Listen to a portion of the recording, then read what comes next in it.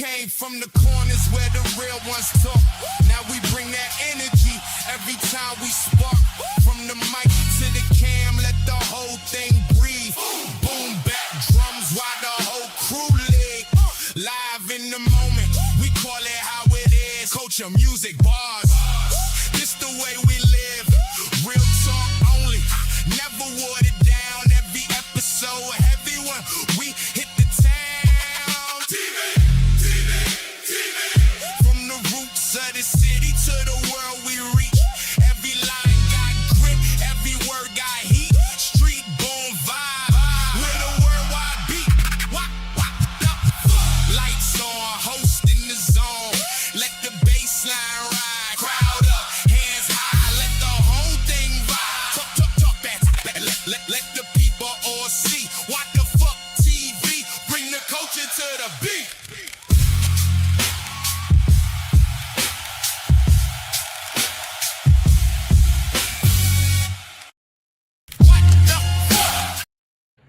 Yo, what's going on, fellas? What's What going up? on? Yo, what's good, man? What's good, everybody? Welcome back. Yo, I'm doing Welcome good. back. I know. Welcome back. That was Welcome Back, Carter. Yeah, yeah. Yo. That's that Welcome joint back, right Carter. there. What's good, everybody? What's Yo. good? Hey, I don't know who's going to do the intro, but I'm just say welcome, everybody. Welcome back to the What the Fuck TV. That's right. Another Like how you Wednesday, clean it up. y'all. Another Wednesday.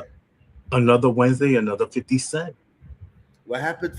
Hold on. First and foremost. No. Another 50 cents an hour. 50 Is that what we're cents an making hour, on this bro. video? 50? Yo, we're not even making 50 cents an hour, bro. Oh my That's gosh. crazy. But listen, welcome to my brothers. Welcome to everyone. Say welcome to my Welcome brothers to that you, are on man. the show with me. But welcome everyone watching on the live. Welcome to everyone that's gonna be watching the clips later. Yo, man, everything's good. What the Fuck TV? My name is Echo L Black. I'm with my co-hosts, CEO, COO, LMFAO, the one and only. What? LMNOP. Hey, yo, my name is O, also Mr. What the Fuck. You can catch me on Warzone. You have to stop. You also got my man, El Clásico, representing the Clásicos. My brother was good in the hood. Chilling, bro. A classic on the building. Let's do this, fellas. How was everybody's week, man? Before we get off, everybody, you know what I mean? Everybody cool? Family? Good, busy. Just doing family stuff. A lot of work. All That's over good. the place, man. Enjoying Somebody these high gotta pay gas for prices, gas. right? Yes, I gotta pay. Somebody gotta pay for that high ass gas, bro. Damn, bro. Yo, thank God when I come back here, I don't drive. So no car, no gas bill. Beautiful. But yo, You good. you know what? I was gonna ask you, because maybe the people out there don't know. Yo, how did we all meet? Not exactly where we met, but where did we meet? Who remembers when we met? Man, that's crazy. Who wants to go first? I don't remember shit. It's too many L's, too many blunts. So y'all gonna have to. So I'll start. I'll condense it because I know I get into. Yeah, wait, not too many details. No, of course not. You know what I mean? So I met, obviously, O and I have been known each other since practically birth, almost. We've been best Yeah, I friends. saw you. Bro, I think I even held you, bro. You did. You took me out of my mom's Each womb. other's diapers. That's crazy. Nah, he took me out of my mom's womb and everything. I remember that. Crazy. But O and I, No. we met like back then. And then Echo, I met after I left New York. I moved to Massachusetts, but I would occasionally go visit New York all the time. And I met Echo in New York in our teens. And we've been cool since then, since day one. So that's my little story. Let's not show our age, but yeah, that was a while back. This is the way I remember it. I don't even remember meeting El Clásico. He was just there. You know what I mean? It was like since birth, So I'm not gonna say my age, but when he was born in December, I was already a couple of months, so I just grew up knowing this 6'3" behemoth. You know what I mean? We even went to Come school. on, man.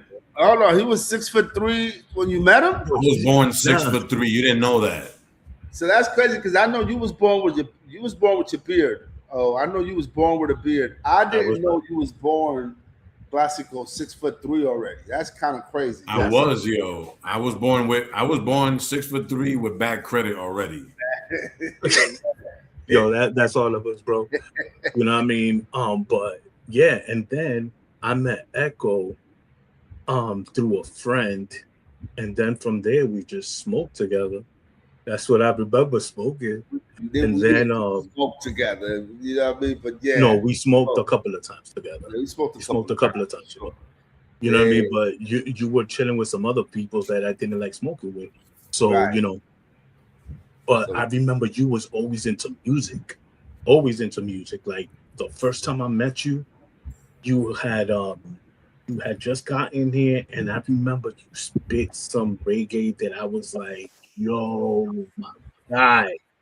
And I was like, yo, who the heck is this guy? Like, That's crazy. That's crazy that it was reggae because I really didn't come into reggae into my for what the kind of fan that I am now. I really didn't really start that to later on. So that's crazy that I've been listening to even a genre that I thought I picked up later in life. It's crazy that you remember me from that back in my early teens. Wow. And that's how I remember you. Yo, the guy that could spit. I think back at that age, you were able to, like, let's say, if it was now, you were able to outspit anybody at that age. You know what I mean? From what I remember. So I don't know if you still got it like that. I know you got it like that. I might not have it like that, but you know what? It's crazy because it's something that I'm never going to stop doing. I don't know. Yeah, I don't know that I'm. It's crazy. I mean, I haven't written a rhyme in I don't know how long, and I just recently started writing again. And to me, it seems so natural that it just seems like I never stopped. So it's just something that is embedded in me. So that's a dope memory, man. That's fire. Feel me? And El Clasico, I know you're on mute. I'm on here. You. Yeah. So I remember us being young, and you got into hip hop super early in life. Like I think we were what, like 12, and even younger. Even younger. Okay, we were probably younger, and I remember you would start spinning the records, and you'd be like, "Yo, oh, listen." I even forgot which record you played for me, but then my mom would be like, "Yo, we gotta go." She never let me stay out there. Now, when did you, from hip hop, start loving the Dominican culture the way you do? Well, for me, it was I had the privilege of being the only son of 3 children and being a pain in the ass to where the point my parents had to send me to DR in the summer so I wouldn't drive them crazy. So it was on my trips over there. I grew up in a church faith background, and I wasn't allowed to listen to some of the music that I enjoy a lot. And so I take advantage of it, and that's how I became into the Dominican music, the culture over there. It just grew on me. When you go there, I mean, literally, I'm talking about the last day of school till a day or two before school started. That was my introduction to that world. Plus, in New York, it was a little like that too, Yeah, but like, let's say, my mom's, the way I grew up is, my mom's, whenever she said, "Yo, I'm gonna send you to DR," it was on some punishment. But she never sent me out there because, I'm her only son, whatever. So, but I didn't get to experience that through my teens. You know what I mean? I went there, like 4 times? Uh-huh. You know what I mean? But no, for me, it was, my mom probably thought it was a punishment. Maybe, I don't know. But it was like the greatest thing ever. Like, I gotta get rid of this dude. I can't. Imagine having this kid I wish I had that punishment, bro. Driving my sisters crazy. So it was like, we got to send this dude to DR and be with his cousins. And for me, it was the greatest thing ever. So You know, I remember though. Huh? I was What gonna say, happened? did you used to play it off like, oh man, if deep down No, inside, I mean, well, maybe at first, yeah, and then after a while, it was just like, oh, okay. I remember doing summer school one time, and everybody was like telling my mom, "Why are you sending them to DR?" Because summer school, you had to stay like an extra 3 or 4 weeks. Yeah, My last day of summer school, they already had a flight for me to DR, bro. That's how much they that's sent me. crazy, bro. That's crazy. You know, I do remember DR was like a totally different place back in the 80s. I remember, I forgot my age. I think I was like 10, 11, you know, that whole summer love and stuff like that. I went out there and Yeah, then man. I fell in love with this chick. And then I was coming back to the But this was in the States. capital. In the capital. Nah, this is in San Pedro, where my parents are Okay. from. And I remember I used to chill with this guy. His name was Robin El Diablo y su hermano. oh, Damn, Because right this there kid should have been a was, sign. yo, that was the sign, bro. So anyhow, dog down. Diablo. Robin El Diablo y su hermano. So this nigga was the devil and the devil's brother all in one. No, His and name the was brothers Rob. didn't even have a name. It was just El Diablo and El For Hermano. real. You know what I mean? But anywho, I remember I was coming back and I had fallen in love with this girl, Summer Love, and stuff like that. And then I remember he broke up with me because I was coming back to the States. Now, this is a wild story. You're going to be like, what the fuck? So she broke up with me.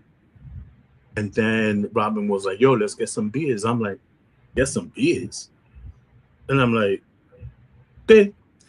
So I remember my cousin, she gave me This is some you money. at 10 years old, yes? 10? This is like 10, 11. I forgot. Okay. So Just to make all sure. I know is, you know, but remember, they used to sell liquor to anybody.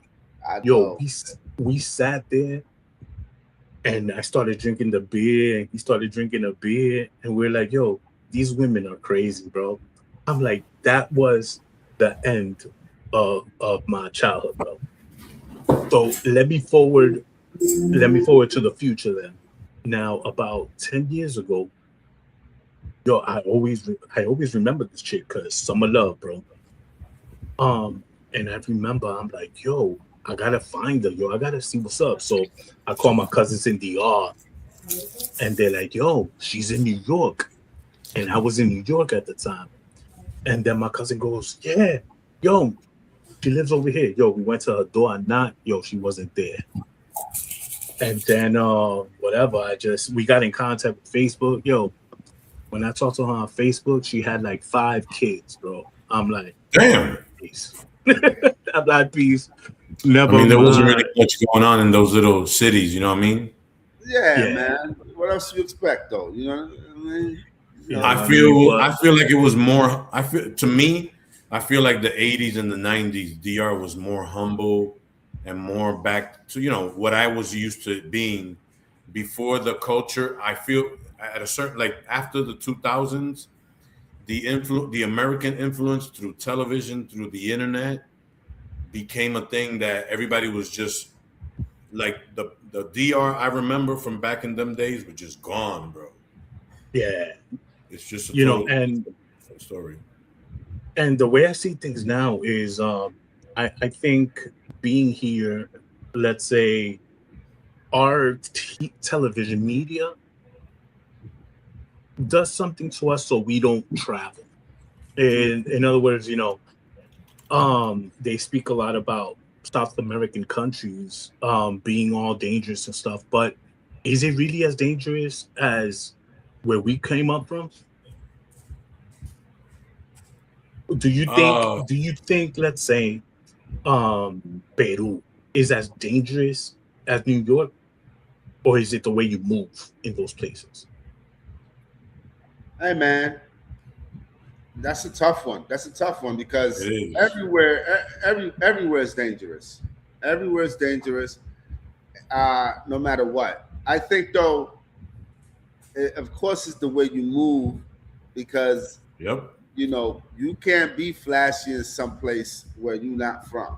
Facts. Because you Facts. can't even be flashy in some place where you are. Where you are from, right? Where you were raised You can't be flashy because your so-called friends will feel a way about that and set you up. Like, you know, Facts. I'm not a street dude, but I've seen plenty of street dudes fall into a trap because they thought it was cool to come around with some flashiness. Next thing you know, yo, why you at odds with such and such? Yo, he robbed me. Like, what? Yeah, man. That's your man.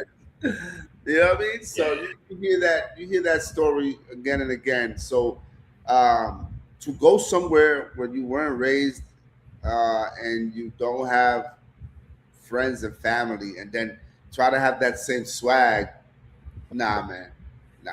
I wouldn't recommend it. I would never do it. No, I was just gonna say real quickly, when you go, my thing is even today, if I'm going to DR, I'm just using that as an example. I just stay in my lane. You know what I mean? I'm not from the area. I'm not a street dude either. So I'm going to go with the people that I know I could trust to take me from point A to point B. Not trying to act hard, not trying to act like I'm the shit. You know what I mean? So yeah, definitely. You got to know who you're rolling with. Yeah. The reason I bring that up is because, you know, in my different trips down to South America, you know, I've bumped into those passport bros. Mm-hmm. You know what I mean? And they go with a frame of mind of, you know, taking thick gold chains and just wearing them on the outside. You know what I mean? Yeah. You can go because the money does, you know, you won't waste as much as you do in the States. However, I tell them, yo, if you don't do it, let's say, we all remember the South Bronx in the 80s, right? Yes. Yep. The South Bronx, would you go, like, let's say, if we had cell phones back then, would you go walking around talking on your cell phone in the South Bronx if you weren't from there? You wouldn't have a cell phone, bro. You wouldn't even have a cell phone, bro. You will get robbed. Exactly. You will get robbed purchasing said. Exactly. So that's why I tell people, I'm like, yo, if you wouldn't do it in the roughest hood in the States, don't do it in South America because their laws are even less stringent than ours. You know what I mean? So, like, I'll give you an example. There was one case that it was on the news. Yo, this white guy American got killed on the beach. He was just jogging. And I'm like, he was just jogging and he got killed? I'm like, yo, what time was he jogging? They were like at 3 o'clock in the morning. Oh, hell no. No wonder, you know what I mean? But yeah, that's just plain irresponsible there. Yeah, definitely, you know what I mean? But anyhow, I just wanted to, you know, kind of see and so the people could get to know us, you know what I mean? And how we know each other and where this vibe actually comes from. Because, you know, from what I noticed, I think we've been cool our whole lives, and for the rest of our lives, even in the time, we're gonna be cool. You know what I mean? Right. And an interesting fact too. We all in different places right now, but we've maintained such a tight friendship for years that we've been able to put this project together, despite the fact that we're located in different parts of the world. You know what I mean? So, yeah. I just wanted to point out too that I it's not an honor for me to be y'all friends, man. I just want y'all to know that it's not really a big deal to me, but I love y'all. You know what I'm saying? Damn. But you gotta say it like that, bro. Yeah, I was just being honest, man. It's not an honor or anything. I'm not gonna win a prize. But you didn't have to say it either. Yeah, I know I didn't have to say it. I just want to let y'all know. Yo, that's kind of foul. I think. Hey, yeah, it is what it is, man. Sky juice. With friends like you, I don't know if I need enemies. But anyhow, yo, who needs enemies? You know what I mean? But anywho, we were supposed to have a special guest. I don't know whether he's running late or he's not gonna make it, so it's all good. You know what I mean? But I did want to tell you something that I bumped into over the week because I was listening to what you're gonna speak about today. Who you talking to, me? Yeah, because you gave me homework, so I was names. studying and stuff like that. Okay. Well, I'm looking at. Well, I can't see him. How are you looking at him? We don't know who you're looking at. Oh. Come on, Yeah, man. my bad. Well, let Yeah. me see. If I look this way, James, Yeah. No, you know, the classic was right It's here. still the same thing. Yeah, it's still the same shit. Okay. Anyhow, but I ran into a story, and it was the how could I say it? Like the godfather of what hip hop is right now. Like his beats, his drums have been actually sampled in over 3,000 songs. Oh, I already know what you're talking about. Okay. Ooh, good You know what I stuff. mean? Yes. But what left me like what the was he never got paid royalties on it. And that's what hit me hard. But if you know who I'm talking about, Echo or Classico, let me know who y'all think I'm talking But hold on, you're talking about an artist or a specific sound that's been sampled? Nah, it's a specific sound from an artist that's been sampled. But are you asking us for the sound or the artist? For the name of the sound or the artist. Echo? I think you might be referring to one of the most sampled. I would say maybe I think you're probably referring to a breakbeat. The most sampled breakbeat in hip hop, and I forget the artist's name, but it has to probably be James Brown, Funky Drummer. The Funky Drummer, bro. Okay, now I forget the name of the actual drummer, but Yeah. that's really one of the more, if not the most sampled breakbeat in hip hop history. But my brother, I didn't know that has been the basis. And it was like 1969, I think it was, or something, 1968. If You I'm have to correct. fact check that. You have to fact check You know what I mean? Cloud That's Stubblefield. What year did the Funky Drummer come out? 1970. Oh wow! Oh, 1970. Okay, Ahead of his time, man.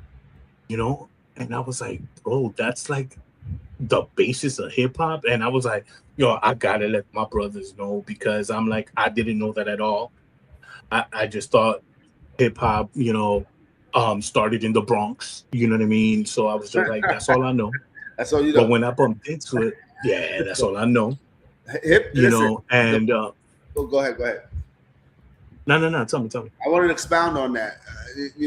Funky Drummer, it's an iconic breakbeat sample that's been sampled time and time over again, and it exceeds hip hop music. I mean, it's been sampled in pop records as well. Yeah. Anyone could go out there and on the internet and find out just songs that have used the sample Funky Drummer. You would probably come across a quick 100 of them real easily. I mean, it's just so many. There's other breakbeats that have been sampled repeatedly in hip hop history, but Funky Drummer is the most recognizable. I don't know. You said the basis of hip hop music. I wouldn't say it was the base. There was other breakbeats that have played a big part in that as well. But I would say most recognizable is the Funky Drummer. Yeah. I for some reason forgot that it was made in 1970. When you listen to that song, first I want to say I learned about the song because of the breakbeat, and then I listened to the song and became a fan of the actual song, which is about 6-7 minutes if I'm not mistaken. And I listened to it time and time again, every so often, and it's just an incredible sample, and it's never gonna die. You probably, it's my childhood. Like I listened to the Funky Drummer throughout my childhood. It's a great song, and the fact that it came out in 1970 just shows how ahead of his time James Brown was. Man. Yeah. Do you know it was so impactful that they teach it to drummers nowadays as like the foundation? Oh, really? You didn't know that? Yeah, that's what they were saying in the interview. They were like, just the way they, the sound on the snare. You know what I mean? It's a certain way. Like, a lot of people want to hit like the edge of the snare, but it's like on the top hat. You know what I mean? On the top, and then when they open up the snare, they call it like a ghosting or whatever, because Yeah. you know, with your left, you're like opening it up and the sound just like opens and shuts, you know what I Yeah. mean? And as you're going through that beat, you know what I mean? But It's the, incredible. It's you incredible. know what I James mean? Brown record is filled with crazy drum breaks. And speaking of beats, I just wanted to say, I don't know if you guys, Yeah, I don't know if you guys know, but I stop it. finally got it, y'all. Yeah, Stop boy. it. Yes. Finally Oh, got it. snap. Yo. Listen, I don't know for the people that watch. I don't know if y'all know that I also make beats, and I'm just a regular beat maker. But I had to get my hands on the most iconic piece of drum machine. First of all, MP has a deep history in hip hop. A lot of your favorite music came from this being the foundation of whatever beat was produced for that song. I'm talking about, you could throw names out there, and MPC probably was the main instrument that was used to make that.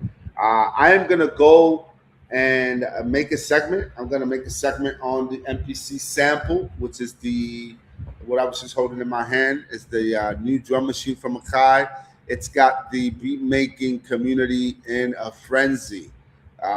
Everyone picked one up when it first came out, to the point where Guitar Center was trying to add me to a list of people that were on wait for this thing, and the list Wow, came is up. that crazy? Huh? No, I'm saying that it was Crazy. that crazy that they had a waiting list for it like that. Bro, when I went to Guitar Center and I'm like, "Hey man, you got this, you got the MPC sample," my man was like, "Man, you're like the third person that came in here and asked." I went to like a rural one because that was my strategy. I was like, "Yo, let me go to like a real on the flip side of town Guitar Center to see if they have Crazy, any bro. stock." Whatever. Try to strategize. I get there. My man tells me I'm like the third person that's asked for one Wow. that day, but I could get on the list. And I was like, "Okay, cool." He's like, "Yeah, you'll be like the 300th person on the list." I was like, "Man, you are Damn. fun." I was like, "In this store?" He's like, nah. In our Guitar Center database or whatever, nationwide. Oh, And I'm like, "Yeah, no." So I just did it the smart way. Got it through Amazon, through the Akai store and Amazon. And I probably waited 2 weeks, but it's finally here. I am going to do a segment on beat makers, probably next week or the week after that. So stay tuned for that. Definitely. Probably dedicate a whole segment to producers and beat making. And hopefully by that time, I could already have some beats of my own that I could play for y'all. So, yeah, so that's all I wanted to say about that. So big shout to everybody who got the MPC sample. Big shout to everybody that's making beats. Keep on rocking on. Facts. Now, you know that you could also check Sweetwater just in case they have it. If Guitar Center doesn't have it. Everything was sold out, man. wow, is that crazy? Every website that I went to was like expected ship date unknown. I'm like, no, I'm not gonna pay my money, and then you gonna tell me you don't know, you gonna give me my shit. No, I wanted some. And Amazon gave me a range of dates. They were like, "Yo, it could be shipped anywhere from this date to that date." And I was like, I know how Amazon do. It'd be always closer to the first date. So I'm like, you know what? And that's exactly how it happened. It You came put your closer order in, yeah. the closest date. So I did it the smart way, and I'm glad it worked out. That's what's up. Damn. Yo, I'm actually excited, man. Like, That's gonna be once great. you make your beats, because I know you used to make beats. Is there anywhere, any place that if people are viewing, they can check out your stuff? No. Do you Because upload it anywhere? I never posted my shit nowhere. Nowadays, the climate of posting, the climate. Yeah, he said, I ain't sharing my shit with anybody. No, listen, no, because you know what? You just can't post stuff, man. But do you sell packages? Are you gonna put a package together that then people, if they like your beats, you know, they could pay a certain amount and use it, and if they wanted exclusives, you know, I might they get could, into that realm because I think that's something that's part of the segment that I wanted to talk about is how hip hop has changed a lot for the rapper, but it's also changed a lot for the producer. yeah, You do have stronger copyright laws now, especially with YouTube. So you have to be careful with that if you're into sampling. I'm a sample based beat maker, okay, which is what I grew up loving, and then what I learned to do when I started making beats. So I always want that to be the foundation of what I do. Um, so if I could find a way to package it and possibly profit off of it, that's fine.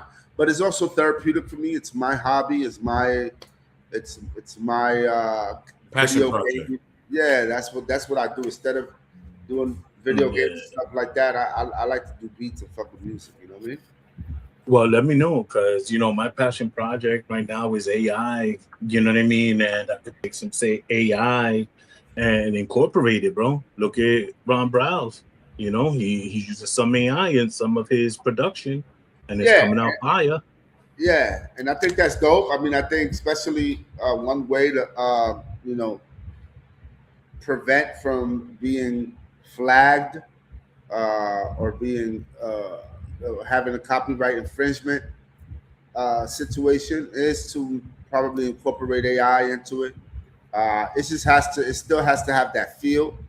So I'm Yeah. gonna dibble dabble in that as well and see what I can come up with. But I'll let you know. Oh, you know what I mean? Nah, Maybe you say I'm gonna let you even know, rap. and Maybe you then can rap you, over a beat. Well, we're gonna hold yo, you accountable to it. You well, got to, no, wait, you're on notice. wait, time out. He said about 2 episodes back, because this is episode 10. He actually said, "Hey, um, as soon as I'm able to, I'm gonna make the intro to the show. Right. So, yo, if you do the unboxing, huh? I haven't been able to. Well, Mm, what I'm saying is, you got right. like 2 weeks. Maybe you could do your segment and then have the song to premiere. No promises. No promise. Good. Yo, I'm gonna hold you accountable, man. I And the told Yeah, you man. people I you're want on to watching do it. gonna I notice, hold want to you do man. it. accountable. I Everybody's want to gonna be do waiting for it. Yo, that's it. my stuff, I man. think. Listen, I think the intro you have is pretty dope. That's why I'm in no rush. But What intro? What intro? the intro to What the Fuck TV. Oh, yeah. Well, no, but I still need it to be better than that, because it's It's true what you fire. You don't said. like it? You know, nothing, not, yeah, I like it, but nothing is like somebody sitting down and putting their mind to work, you know what I mean? And putting some passion behind it. You know what I'm saying? Just like I take passion for what I do to try to come out with innovative ways, like to transition from segment to segment, you know, yo, you're a lyrical genius as well. You know what I mean? I Shit. And I'm appreciate that. saying, That nigga called you you say, Nas, yo. I don't think I'm a lyrical genius, but I appreciate you. But yes, it's gonna come, brother. Just don't hold me till next week or next week after that, because I don't know. classical. You said 2 weeks. I said 2 weeks. Yeah, you Yeah, get you us a said two beat. weeks. All right, 2 so let me weeks. get 2 more weeks. 2 more weeks. Damn. Then you're not gonna be doing the segment on the MPC till it's done, because Hey that's the man, premiere. hey bro, don't threaten me with a good time. You know what I mean? She's so stupid. Hey yo, so let's do this. Let's take a pause real quick. Let's get some water. For station Yo, identification. In the yeah. meantime, So, can I say this? For and those that's who are watching videos, don't forget to subscribe. Please hit like. We'd appreciate your support on these and channels that share we're right. And share, and hit share share. and And if share and anybody's share. watching the game, the Knicks are up by 2 right now. In case anybody's The Knicks interested. are up by 2. Yo, Yeah. do you think? Well, anyhow, yo. So Echo, I know you had told me not to do anything, whatever. You know what I mean? But in this water break that we're gonna take real quick, can I give you something, and then Quoting you. can I give you a gift from You that? gonna give me something? Pause. I'm Yeah. Yeah, pause, Yo, bro. we are grown men. That pause stuff, that's just whack, bro. But it was just okay. Suspect. It was a little suspect. Yo, suspect. Yo, y'all know me for my whole life, and y'all I know, talking but it was call a me little bit suspect. on the. You crazy? What's okay? So what? So what was Yo, this? do you mind if I give you a little gift in the meanwhile? Maybe this will motivate you to do something for the show. Okay. All right, man. So we All taking a right? break, and you're gonna play something. Okay, he said Yeah, I'm gonna play yes. something real quick. He said yes. He said All right. yes. Yeah. All right. Here we go. All right. Here we Did go. it. We see y'all in a minute then. Well, how long? Oh, Now, hold on. They're gonna cut you off. Hold on. man. Don't say nothing. Don't say nothing because people still hear you. All right. Hold on. Yo. Hey yo. Stop overthinking. Stop scrolling. You either feel it or you don't. So what we doing? Hurry up and vibe. Hurry up and vibe. Don't think too long. If it hit, it hit. If it don't, move on. Hurry up and vibe. Yeah, we live in the sound from the streets to the net. Yeah, we break it all down. Hurry up and vibe. Let it ride, don't fake it. If the energy off, then we quick to replace it. Hurry up and vibe. Yeah, the real gon' show. We don't chase the wave, we just feel the flow.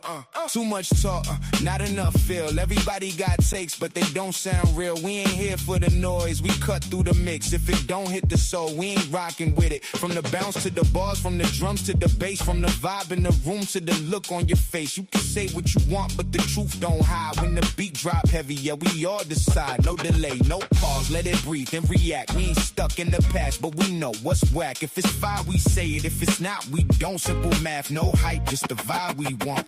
Hurry up and vibe. Don't think too long. If it hit, it hit. If it don't, move on. Hurry up and vibe. Yeah, we live in the sound from the streets to the net. Yeah, we break it all down. Yeah. Don't overthink it. You felt it, or you didn't. Hurry up and vibe. Hey yo. Hey yo. Hey.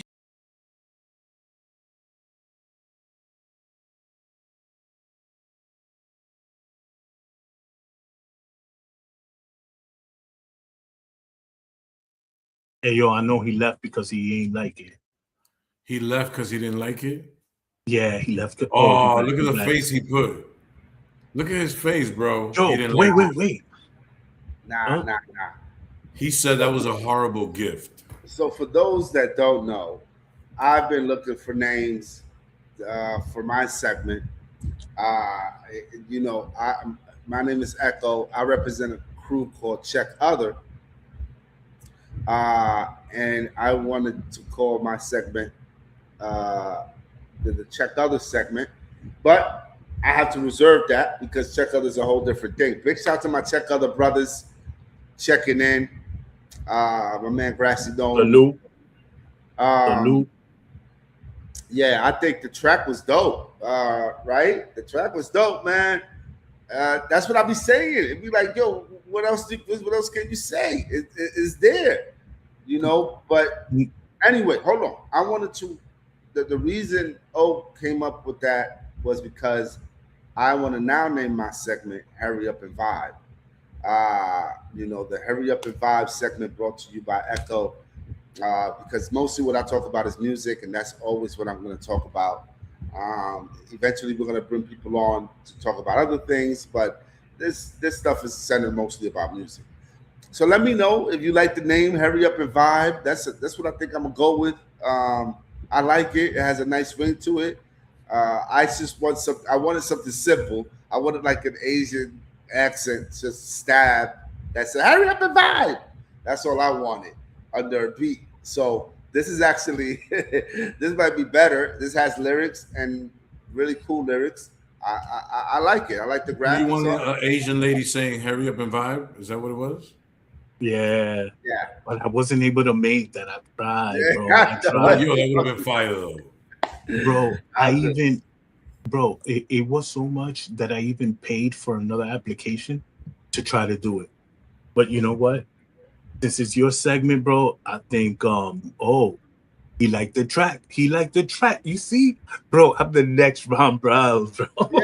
Yeah. I think I liked it too. I don't know if that came across, but I liked it too. I think it's dope. And I appreciate you doing your efforts on that. And so, in saying that, let's go right into it, man. The Hurry Up and Vibe segment. First one under the name. Thank you for tuning in. My name is Echo L Black. I represent a crew called Check Other, and I represent What the Fuck TV. And man, I'm gonna set it off with the International Artist Spotlight, man. My favorite segment. Yeah, I want to shed light on some of these MCs. You know, and I want to go into an artist from DR. Because I also want people to know that DR deals with that real hip hop, man.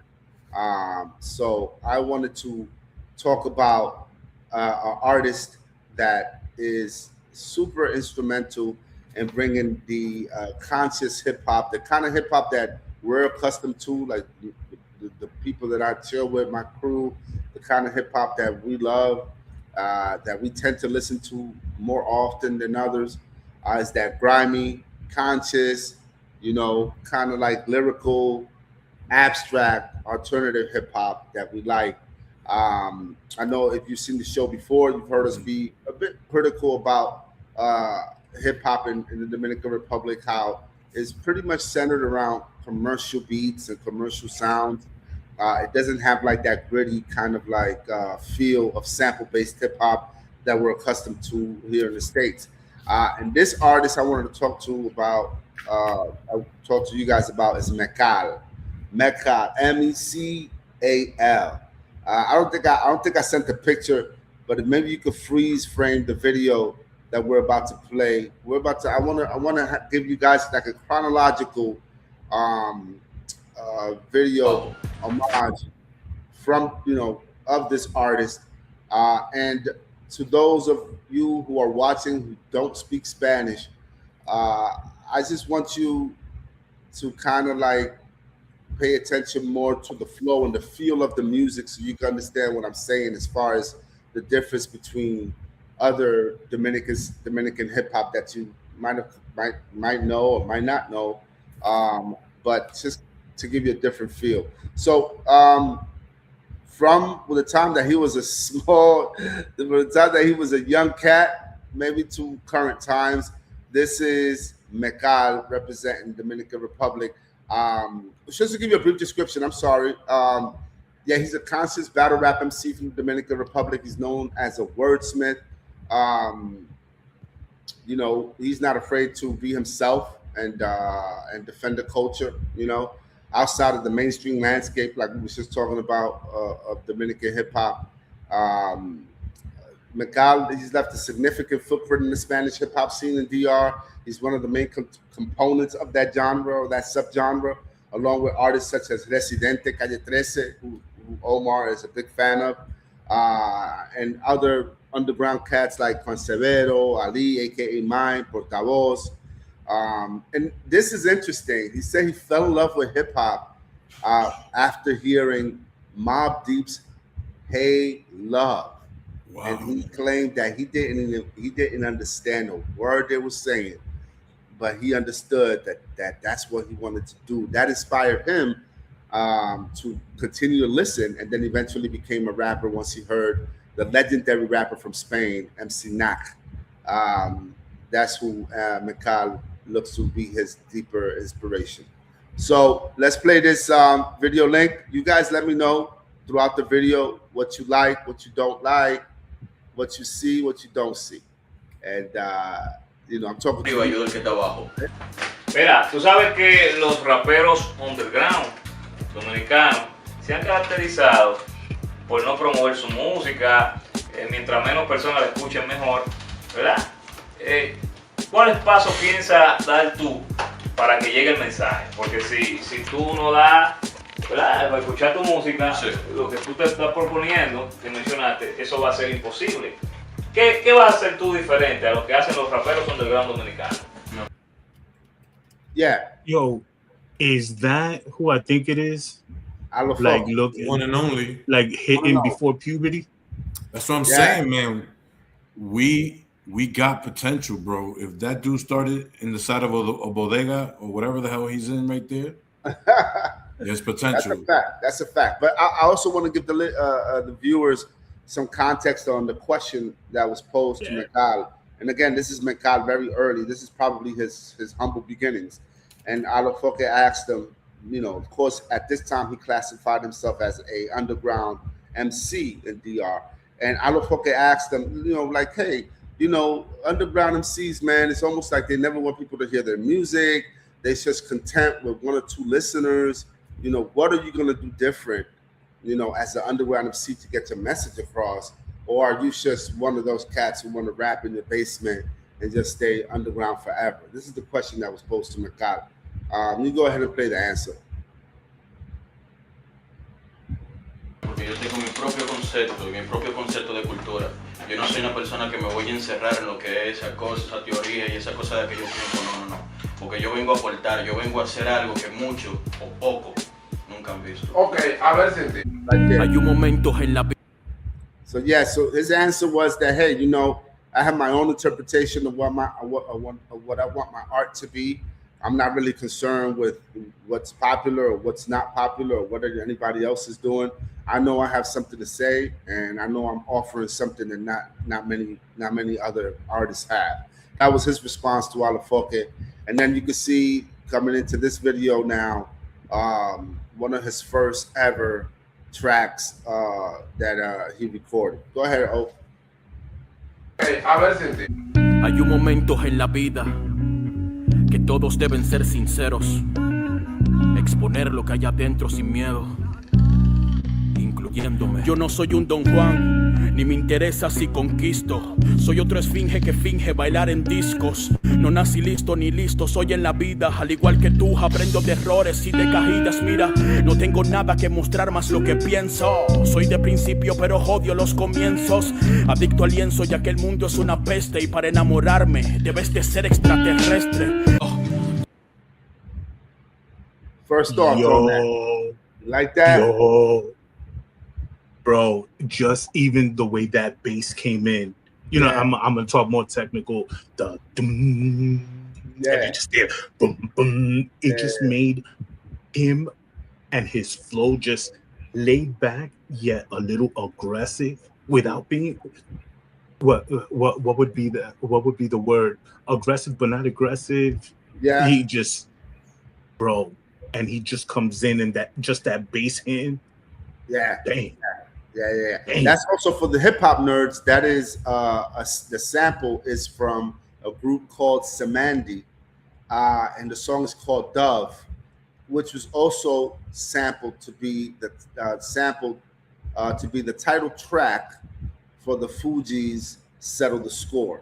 It's the same sample. This one was mixed differently, so it's just it's just for you hip hop nerds out there that like to look for samples and be like, hey, I heard that before.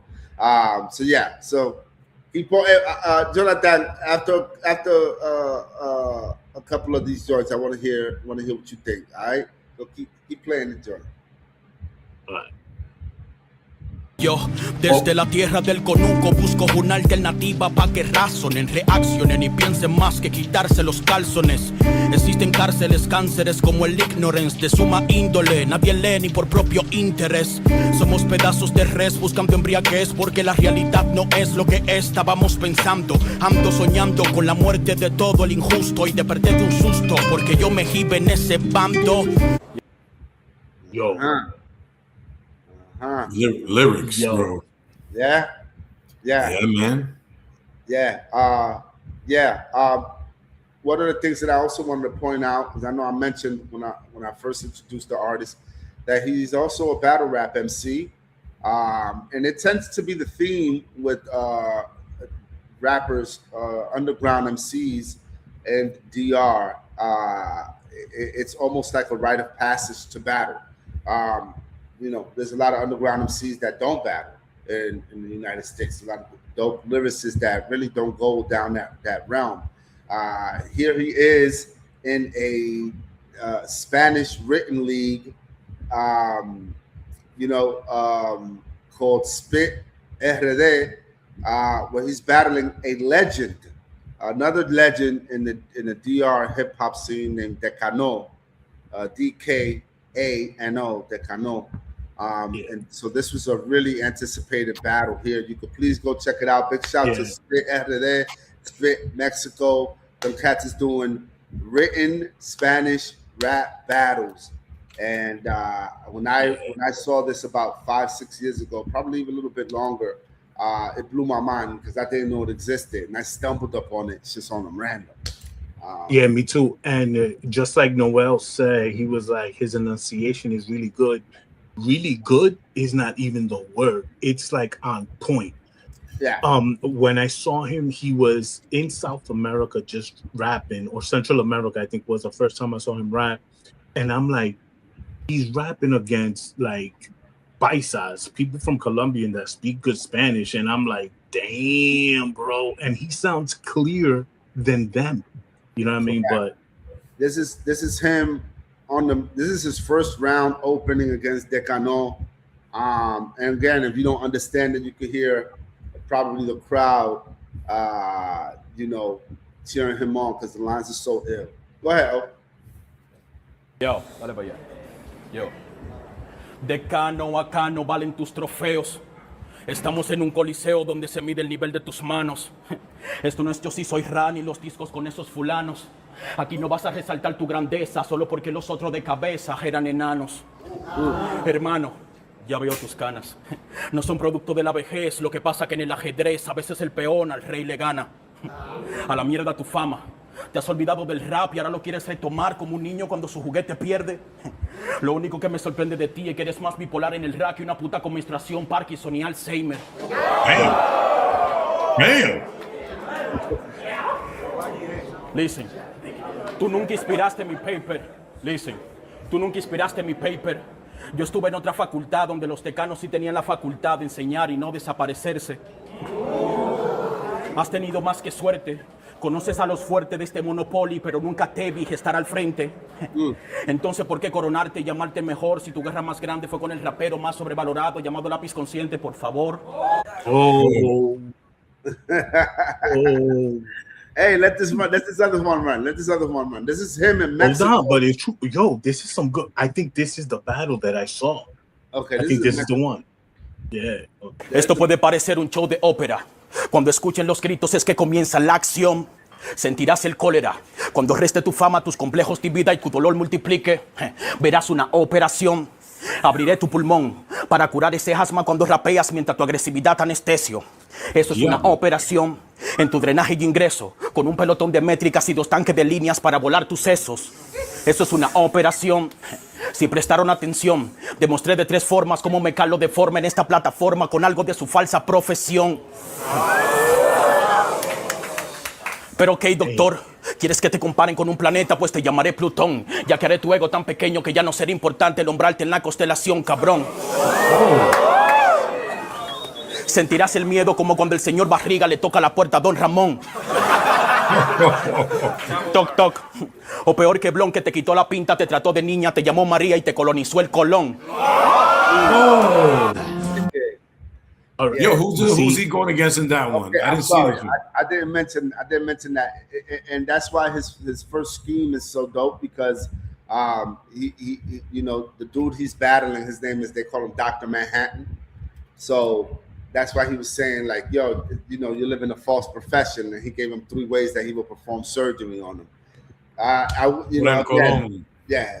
that line that he said, the Maria, te llamo Maria, dope. I can't even say it. It was damn good. Nah, it's another freestyle right here. This is okay. So this is now more current. Now I'm bringing. It's a chronological thing. So this is him a little bit more current, a little bit older now.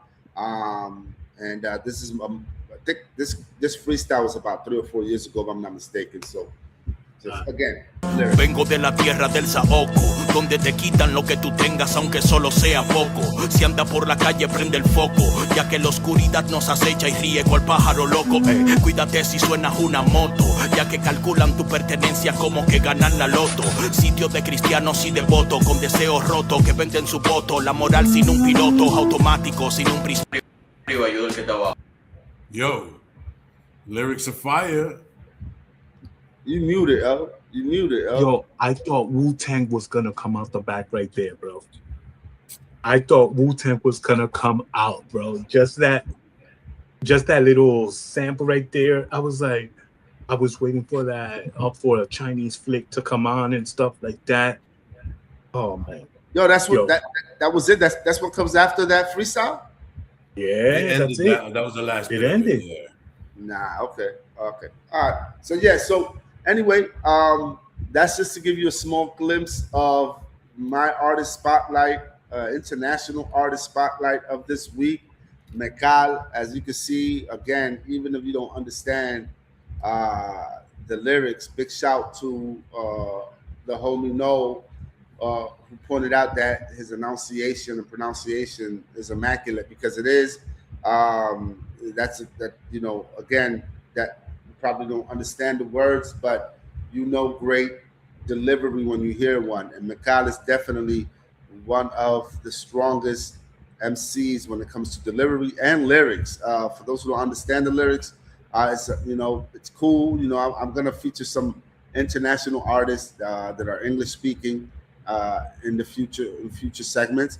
But lately, I've just been wanting to give props to these artists from DR, these MCs from DR, so people could understand that it's not just Lápiz Consciente and those Dembo. Hey, más respeto. Be Not careful. Lápiz, yo, big shout to Lápiz. Lápiz is the I godfather. But there's a lot more to offer from DR, and that's what I've been trying to share. Absolutely. In the last 3 weeks, we did Jay Noah, we did the crew Latin Gaiza, who is affiliated with Mekal. And one last thing I wanted to say about Mekal is that he is now running a written Spanish battle league himself in DR. And I'm gonna be covering that in the future, because their venues that they're choosing to do these battles are crazy. They're like in a random alley in DR. You got to see the backdrop. This is crazy. So I'm gonna do another segment on that. So that's the international artist spotlight, and yeah, hope check him out. I don't have any links for Mekal. You know his name. Search for him on YouTube. Search for him on Apple TV. I mean, on MECAL. MECAL. Rock. You know, go support local artists, man. You know what I mean? So, you know, yeah. Noah says the pockets he hits are professional, and his conviction and delivery and presence is super dope. I have no idea what he was saying, but I was locked in with a pen emoji. Big shout to No checking in. I appreciate that feedback, because you ain't never lie. You ain't never lie. So we're moving on to the album review of the week. Man, listen, I'm just gonna say this. You know, they can't say hip hop is a young man's game anymore, man. They can't. You know, I believe that the strongest tunes, the strongest stuff has been coming out. That's been coming out in the last, man, I'm gonna keep it real with you guys. The last 5-6 years, probably, man, let's say 10, have been by older MCs. These are the 35 to 45 age group has probably been dropping the dopest music in the last 10 years. And you could go argue with your auntie about that if you want to. You know, we got to admit that not only is hip hop not just a young man's game, but the culture is being elevated and kept up by the generation that grew up with it. And this is evidence of that with this week's album review by Billy Danze. You may know the name. You may know that name. Billy Danze is one half of the crew called MOP. His album, The Answer, produced by producer Too Busy. Not too familiar with Too Busy. And I am going to keep it real. You know, Billy Danze is not somebody that I've checked for. He's never stood out to me as a solo artist. Lil Fame was always my preference as far as when they do individual projects. But I am really impressed by this project. I think this is a great grown man type of album, and it's pause if you have to. But what I mean when I say that, it's like it's hitting on topics that are easy to listen to. It's not too complex or too abstract. It gets right to it, and this album is pretty dope. Features on the album, he has Jadakiss on there. Oh, Ghostface Killah, Busta Rhymes, Conway the Machine, Redman is in this album. Evidence, Pharoah Monch, and of course his partner Lil Fame. So these are my standout tracks. Starting with the last track on the album called No Losses. Just play a little bit of it. You guys let me know what you think, man. Check it out. If I was down on my luck, I bet you'll be living in joy. Whatever I build, you would probably try to destroy. Normally I got consideration when a nigga living on his knuckles in the basement. But I'm out of patience, ain't no reconciliation. It's over, you're a replica of a cobra. I know what I'm facing. There's places for the pieces on the board. Lines shouldn't be crossed. Careful when you swinging that sword. Assassinate the character of a man that really hoped you would win. In the end, he ain't mad at you. Overlook the fact he's the only one you mattered to. The first one he extended the ladder to. Never had a thought of wanting to splatter you. Where did you get this what about me attitude? Worked up to the point you burst. The energy has been cursed. The gratitude is the worst, and what's worse is when it's solid, you can feel it in the air. Don't question the blessing, the love is right there. I made a note of it, it's clear. I get it, there's no love lost cause it was never done there. Too many problems in Yo. Yeah, No Losses. One of my standout Good stuff, tracks man. on the album. When I say this album is grown people music, is because he hits on various topics. You know, where the talk about being older and mature. You know, having the confidence, representing New York, just longevity in the game, jealousy. He's hit on some incredible topics. So far, what did you guys think of that little snippet?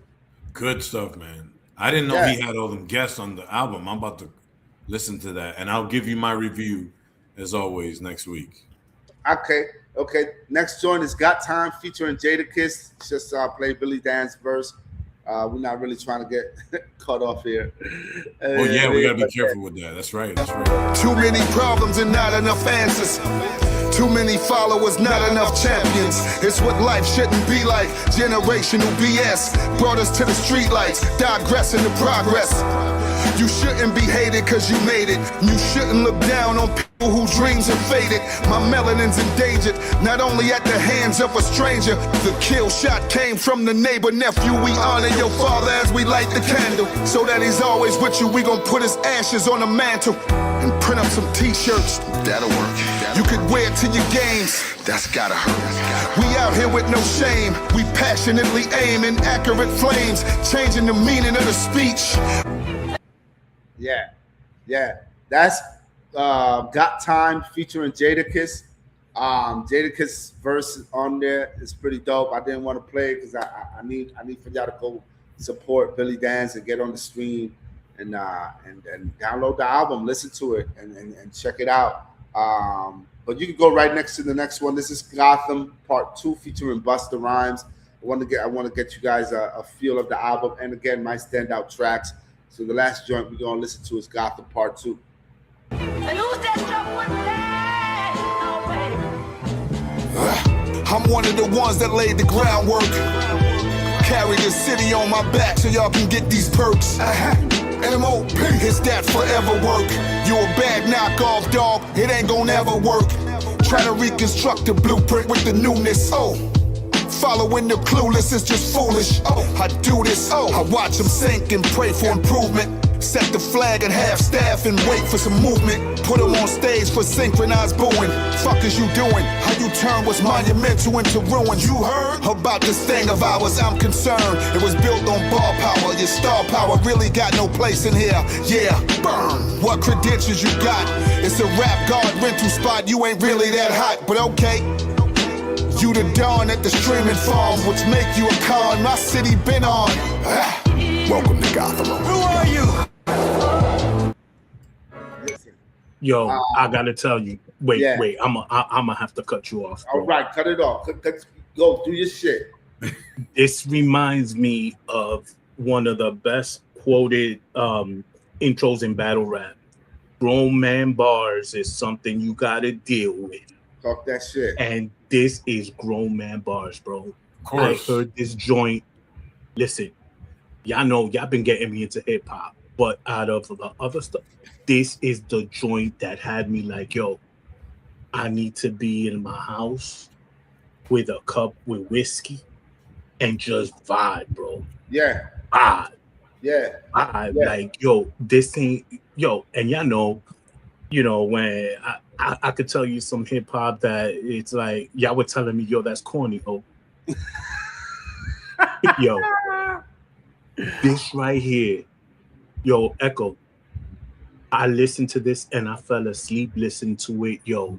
Not that I'm gonna kill you, I'm a bag, nothing, Right. just like stuff that kind of day to day that I was like, yo, I relate that, and that's like the hip hop that I miss.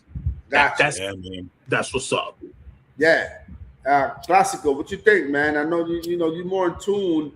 I know these are just snippets, but how do you feel about the feel of the tracks that you heard? Listen, for me, it's always been about that grown man shit. I'm not into. I have a problem. I'm an old head, and I'm more into that old school rap, and this brings me right there. You know what I mean? Yeah. And when you tell me you got guest appearances by Redman, Busta, come on now. It's a great, and I wanted to say about that last track, Gotham Part 2.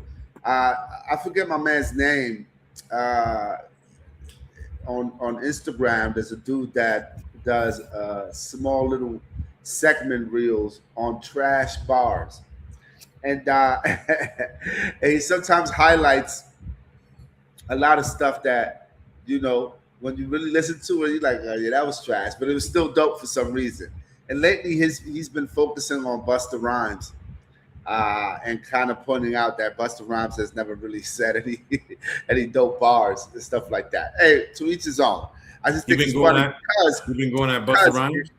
Yeah, in this particular album and in this particular feature, for Gotham Part 2, the last track we played, Busta kills it, in my opinion. I want you guys out there to check it out and let us know what you think about Busta Rhymes' verse on Gotham Part 2, which is the last track we just heard. He comes in the second verse, and I think he does an incredible job lyrically. Of course, you know, Jadakiss, Redman, everybody else killed it. You know, I mean, there's other standout tracks like Brooklyn Confidential, In Case You Forgot with Lil Fame. You know, yeah, and For You featuring Pharoah Monch and Styles P, where Pharoah Monch is actually on the hook singing, which is another thing that he does. One of my favorite MCs of all time. So definitely check the album out, everyone, if you can. Like you heard us say, it's grown man music, grown man bars. It's topics that people could relate to, you know, whether speaking about, you know, generational ills in our neighborhood, to jealousy and all of that stuff. And like O said, it's not your typical shoot 'em up bang bang that you will hear from East Coast MC all the time. So that is my album review. I give the album an 8 out of 10. I don't give it a 10 because I feel like the production could have been a bit more diverse. I think it's a great album because it does flow. It has a flow to it. But I think the beats could have been a bit more diverse. A couple of different sounds could have been introduced, and some of the production that I think would have livened up the album overall. But I give the album an 8 out of 10. Let us know what you think. Check out the album. You know, hit us up. Like, yo, man, I think this album is actually a 10 out of 10 or a 5. And let us know why. We'd love to hear why. And that's my album review of the week. Hurry up and vibe. Yo, time out. Before we go anywhere, bro, I'm gonna send you a bill. I'm gonna send you a bill. You want to charge me for the intro? Hold on. No. I don't know if y'all can hear it. You keep that shit. You're gonna charge me. I ain't got no fucking money. What? Wait, that it didn't do it that good there, right? Check this out. Hurry up and vibe. There you That's go. the thing. There you go. No, but Hold on. he wants the Asian lady though. That's it. Oh, yo, it's just that. It is an over. Asian lady. Let that be the introduction. Yo, it's just no lyrics, no nothing. I got you. Well, you're gonna do it. Hold on. I have the last one. I have the last one that's generating, bro. Bro, Nah. Bro, can we give him credit? My man is producing in the middle of the show and coming up with ideas. Gotta give all the props in the world. We wouldn't be doing this. We wouldn't be doing it if it wasn't for the kid. Hold on, let me get some light, man. I think I got my light charged up too. Yeah. So yeah, while he does that, hold on, and we transition though. I'm just let this. Hold on. I think let me hear this one. What you gonna play now? Hold on.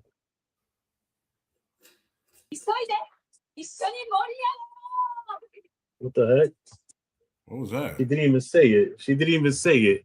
But let me just I think we got it. You're on mute. I think we got it. Echo, No, I'm we not. can't hear you. Echo. She Echo. got her own thing.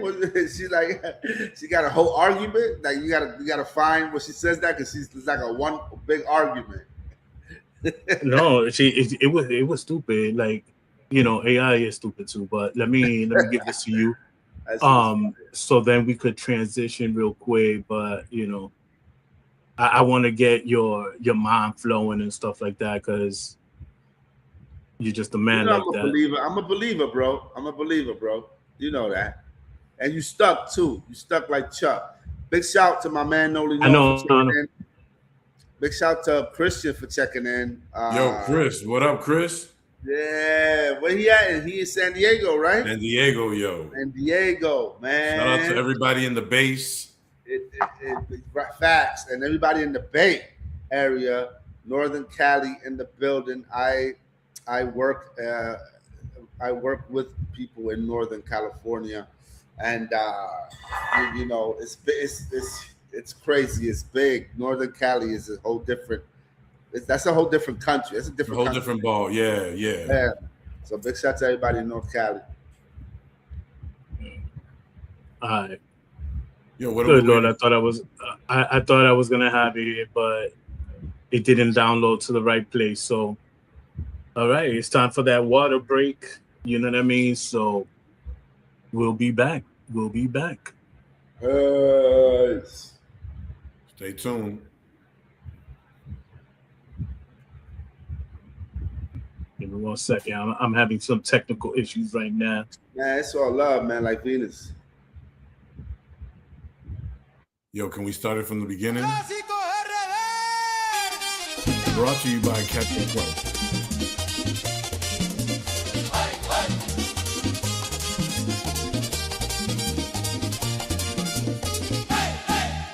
Los clásicos RD.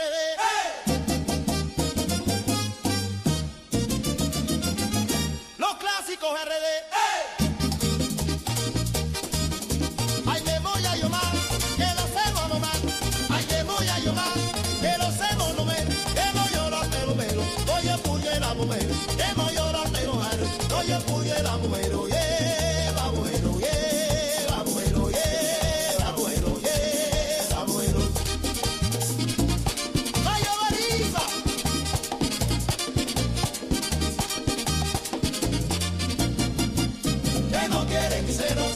te puedo mandar, que no quieren celos, que yo te puedo mandar, los besitos de ruedo, que yo me llevo a volar. Ay, ay, ay, ya muero, yeah, muero, yeah, muero, yeah, muero. Ay, orísimo. Ay, yo amigo, o se le suelto el grito drogado. Vaya la la la la la, vaya la la la la, vaya la la la la, vaya la la la la, vaya la la la la, vaya la la la la.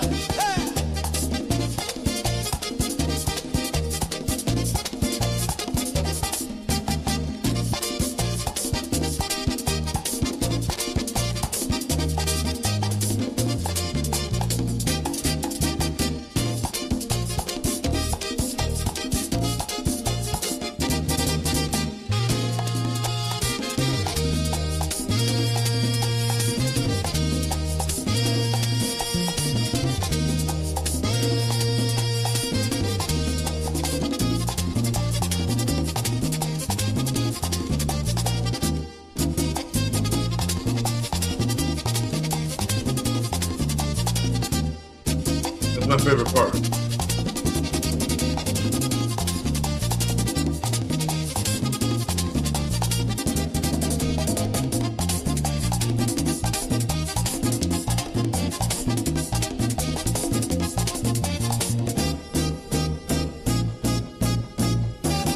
Los clásicos RD.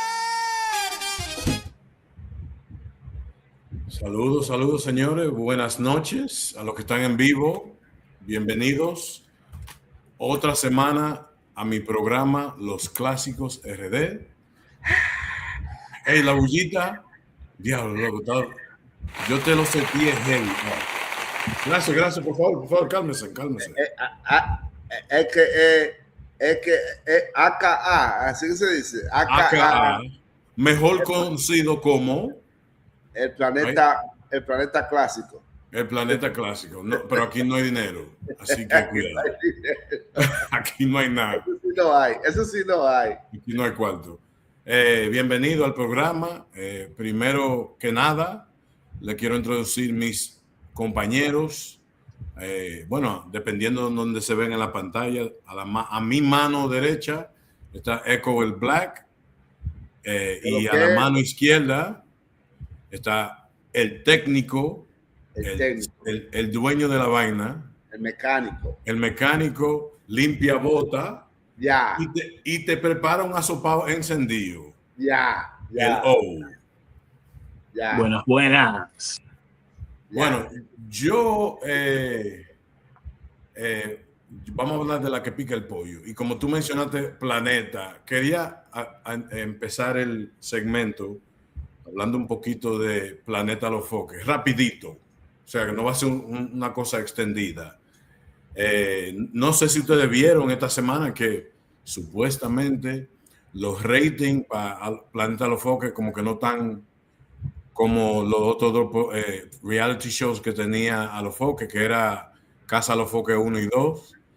Y él salió y se disculpó y dijo, mira, la realidad es que esto no ha salido como nosotros originalmente pensamos que iba a salir. Se han salido un sinnúmero de personas, hay peleas, es un reguero, para decirlo en pocas palabras. No se dio, así son. Como que no se da. Y tú sabes lo interesante de eso, que siempre tú te encuentras con alguien, por lo menos en el círculo mío, que te dice, ¿tú viste tal programa, tal pedacito que salió en A Los Foques? Y esta vez como que no lo estoy viendo como antes.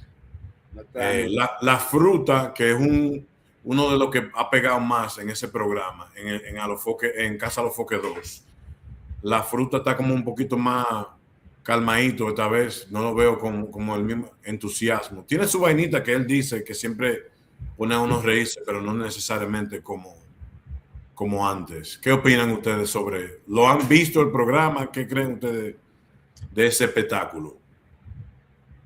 Yo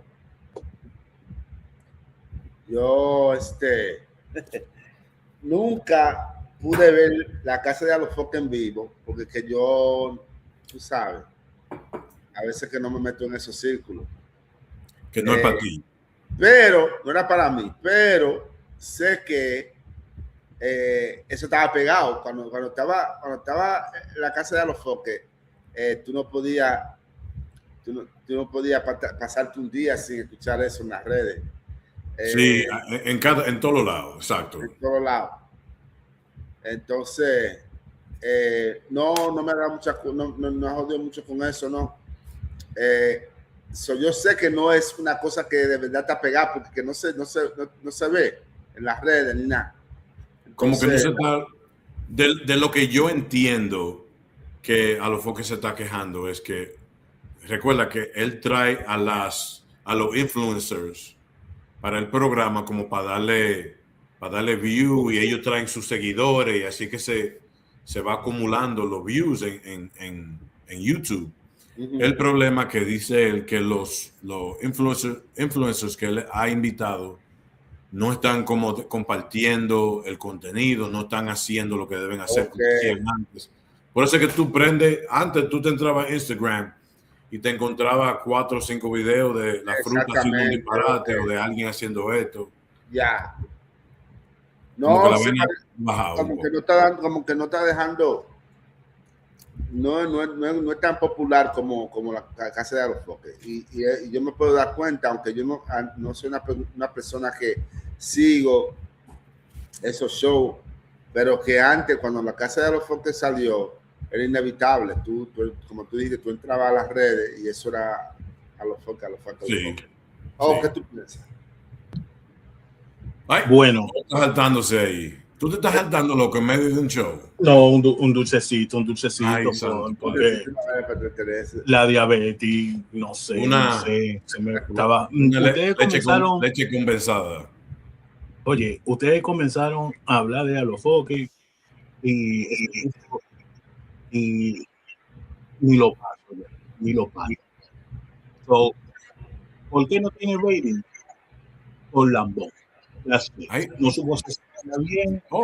Ya dijo esta vaina. Y eso es lo que le pasa a la gente, que comienzan a hablar demasiado y entonces hacen su vaina y se quedan jodidos. ¿Cómo? Ay, Dios mío. Así tú estás tirándole fuego a Alofoque, entonces. Oye, desde el comentario que hizo hasta que él, ya tú vas sabes. A seguir con eso. Ese fue el primer show que hicimos nosotros. Todavía está peleado con eso. Oye, es que, brother, una cosa es, hizo algo que no me gustó y ya. Vamos a dejarlo ahí. Vamos a dejarlo ahí.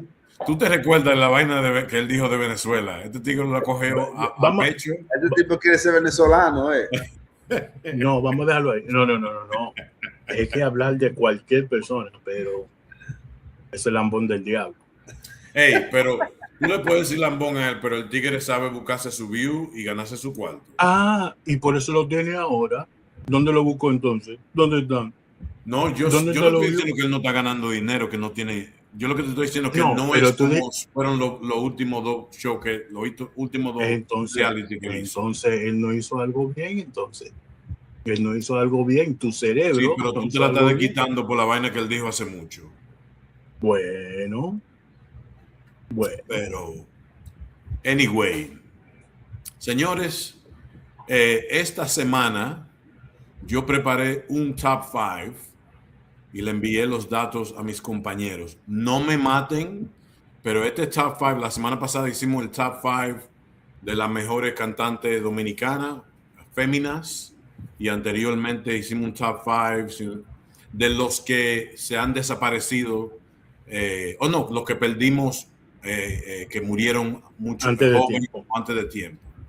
Esta semana mi lista tiene que ver con los 5 mejores pianistas de la República Dominicana, pero enfocándonos en los años dorados, o vamos a decir finales de los 70s hasta los finales de los 90. Vámonos en esa categoría. Primero que nada, o primero que todo, yo tengo, antes de introducir mis 5 favoritos, que eso es mío personal, tengo una lista que lo voy a subir yo, pero si me permite, yo lo voy a subir yo mismo para controlar la lista. Voy rapidito, te prometo que no Tranquilo. no voy a hacer, no voy a, pero déjame ponerlo aquí. Okay. ¿Estamos bien ahí? No. Mala mía. No, lo pusiste donde no es. If I was down on my luck, Mala mía. Dale. Déjame ponértelo. Mientras tanto, este programa es patrocinado por Captain Crunch. Hey, Por eso cuando te digo, llegue no el día me de los, cosas. de los patronizados, ¿cómo se dicen? De lo que patrocinan el Patronizado. programa. Yeah. Ahí vamos a hacer vaina bien, oíste. Esto va a llegar.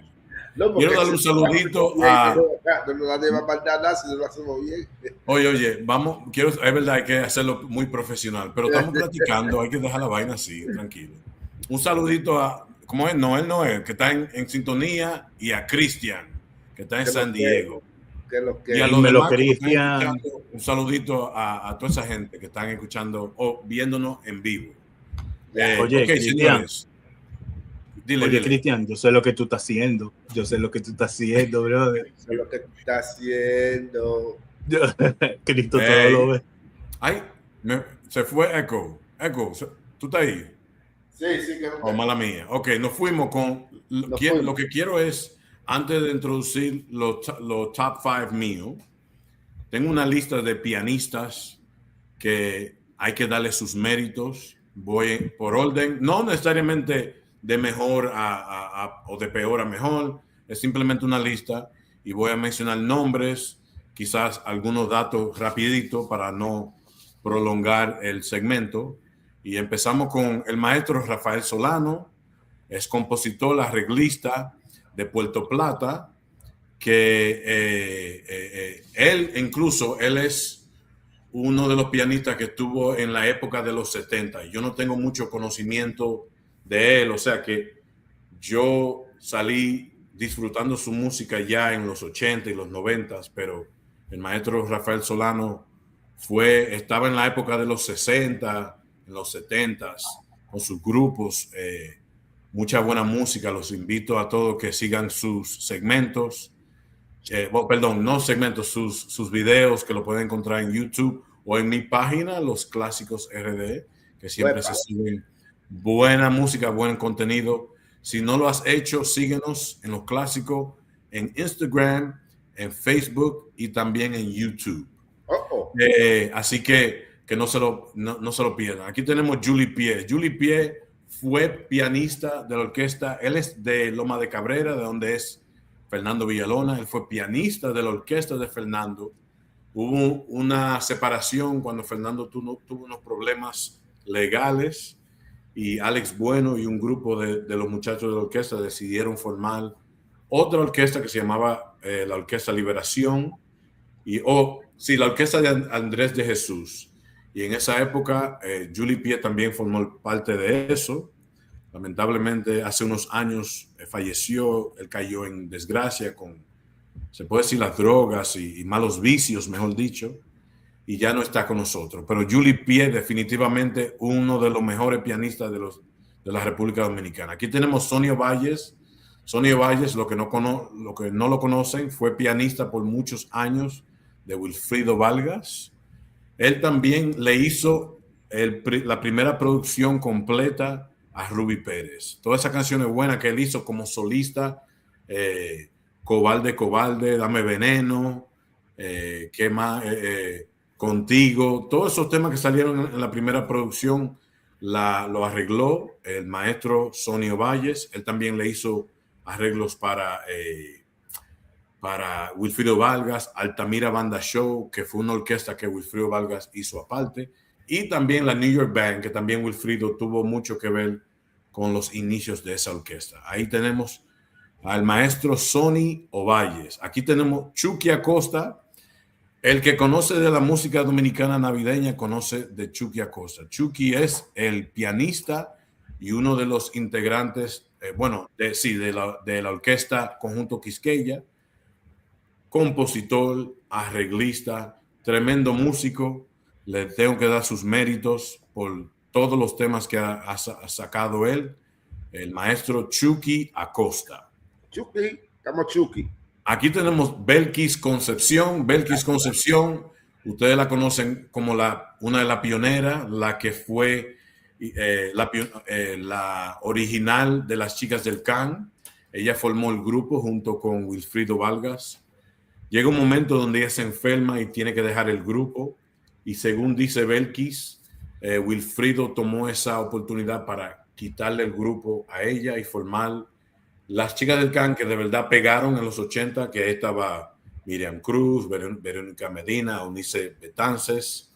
En la época bien pegada de las chicas del Can fue cuando Belkis tuvo que salir por un tiempo.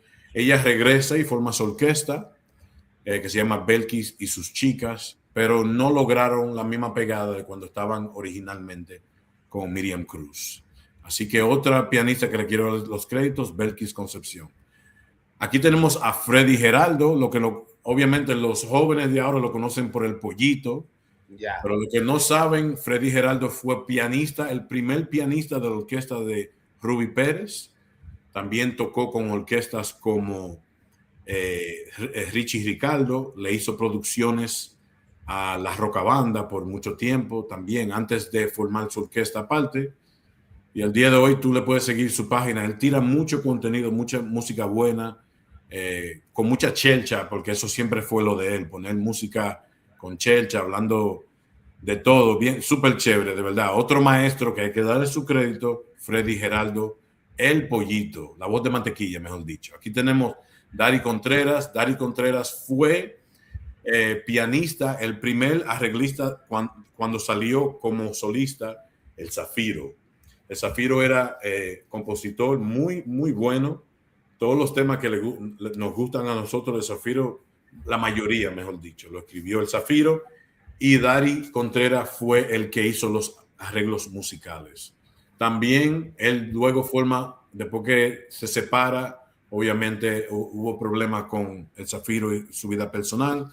Él forma una orquesta que se llama David Daris y la Banda Show.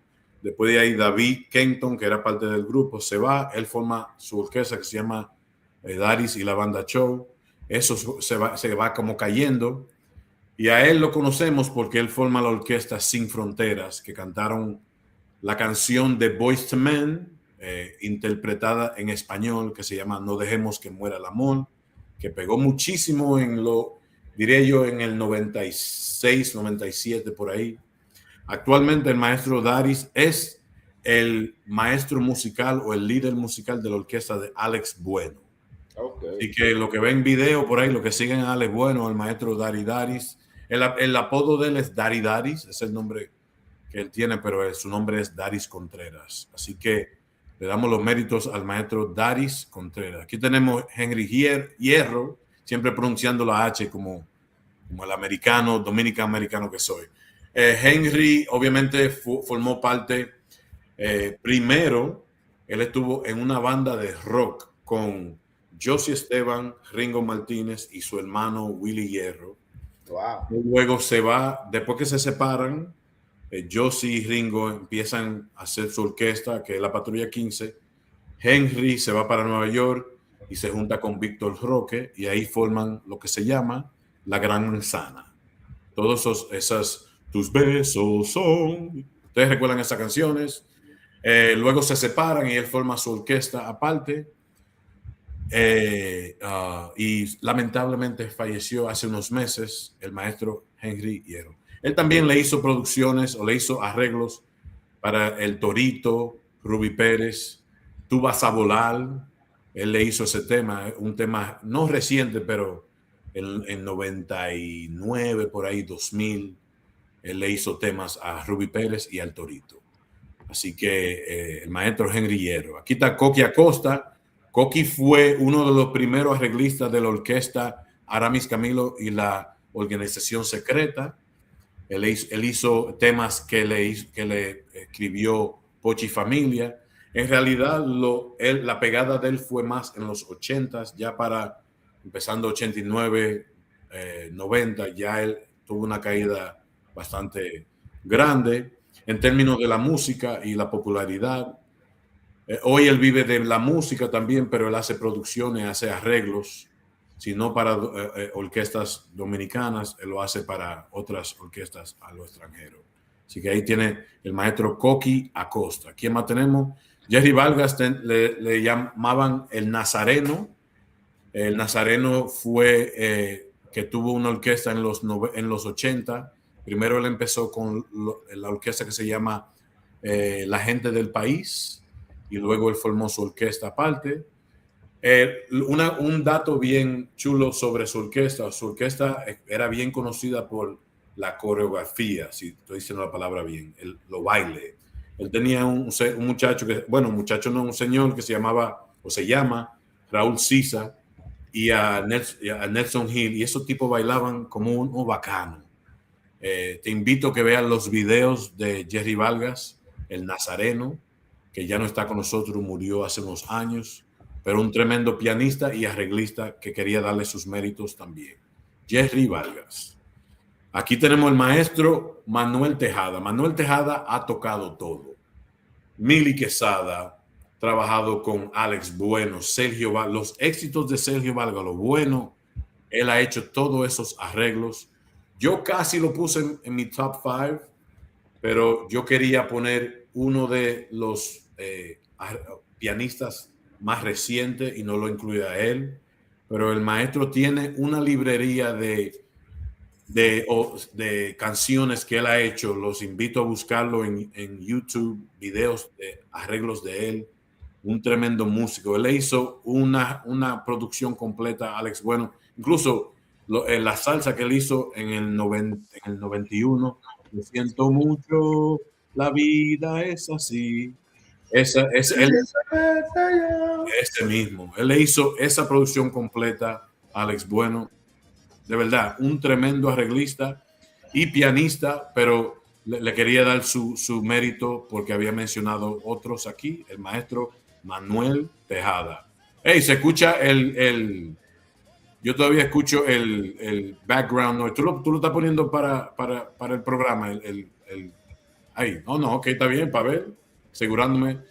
Aquí tenemos el maestro Ringo Martínez, que formó parte con Josie Esteban, fue el pianista y el arreglista de la mayoría de las canciones de la Patrulla 15. Otro que hay que darle mucho crédito a él. En los 90s, diría yo como 92, 93, ellos se mudan para Puerto Rico y allá Josie Esteban forma otra orquesta aparte que se llama Zona Roja y Ringo Martínez forma una orquesta que se llama Caña Brava, que tocaron mucho en los 90s, pero él fue otro de los pianistas que de verdad disfrutamos mucho. Él tenía algo particular de él.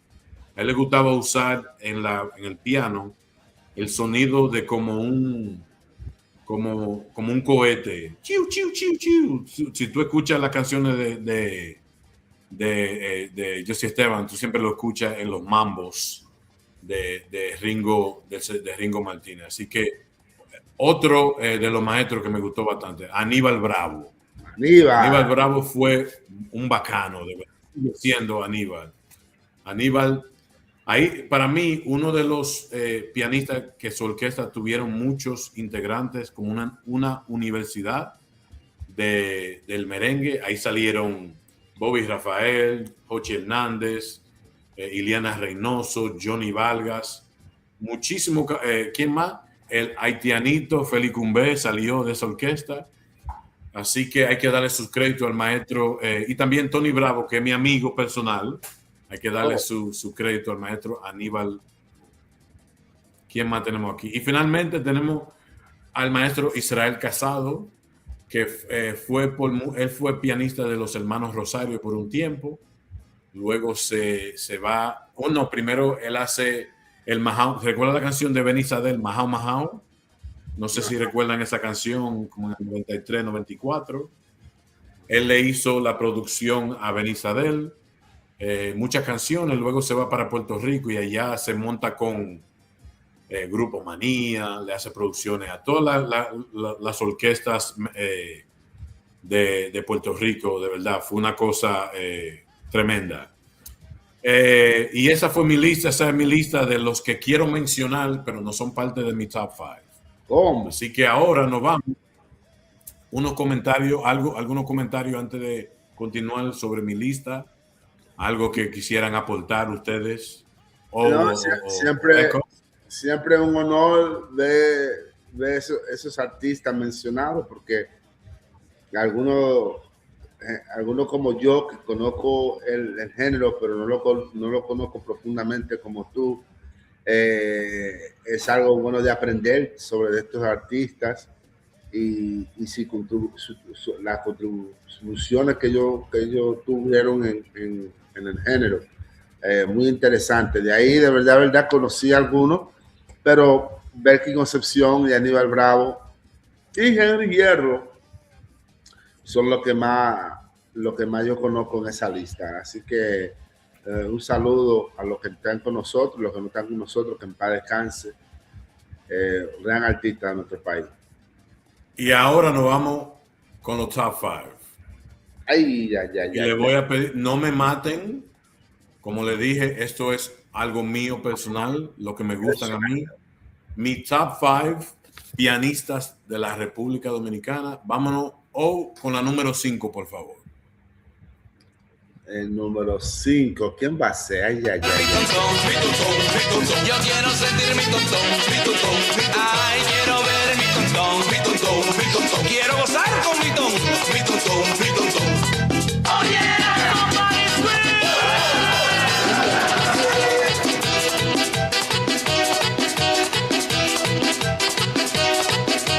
1, 2, 3, 4. ¿Qué parece si abrimos la clave?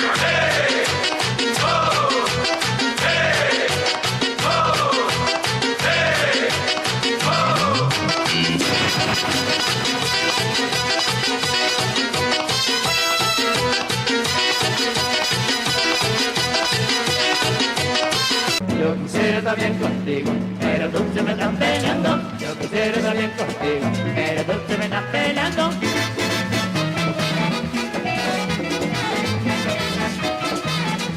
Y otra vez, el mismo rojo, pero en la misma panza, compadre.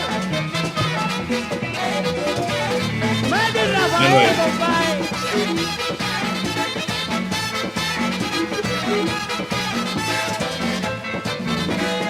Eso viene.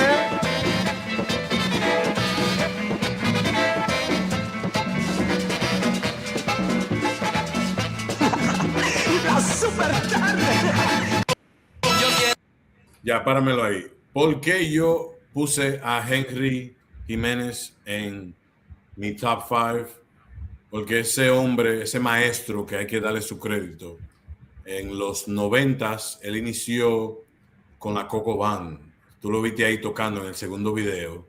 Incluso él fue que le hizo el arreglo a la canción El Boche, la que dice, mami, dame una pata que me dé un chichón. Mire, no sé si ustedes recuerdan esa canción.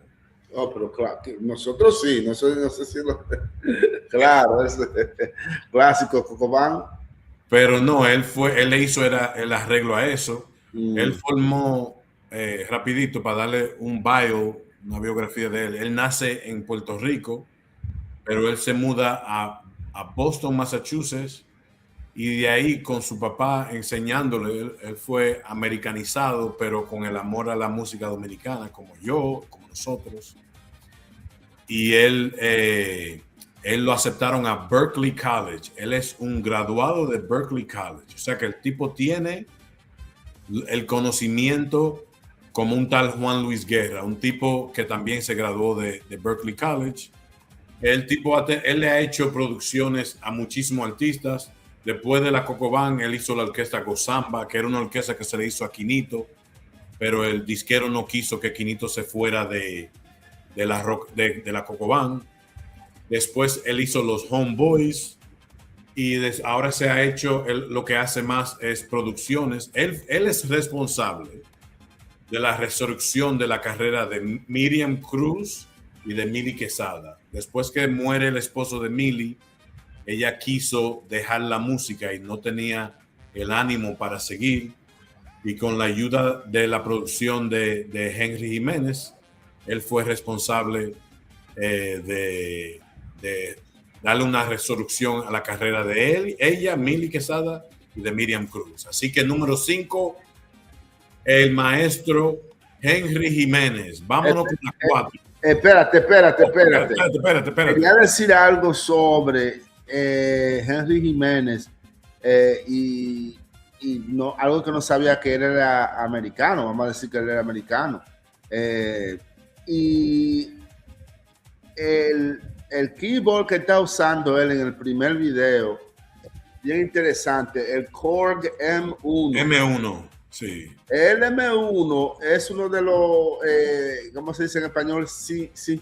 Sintetizadores. Uno de los sintetizadores. Sí, vámonos con eso, que esos sonidos son más vendido en la época del 85 a 95. Ajá. Y ese mismo keyboard sintetizador fue usado en el disco de Madonna, Vogue, y el disco de Robin S., Show Me Love. Ese mismo sintetizador que fue usado en esas dos canciones.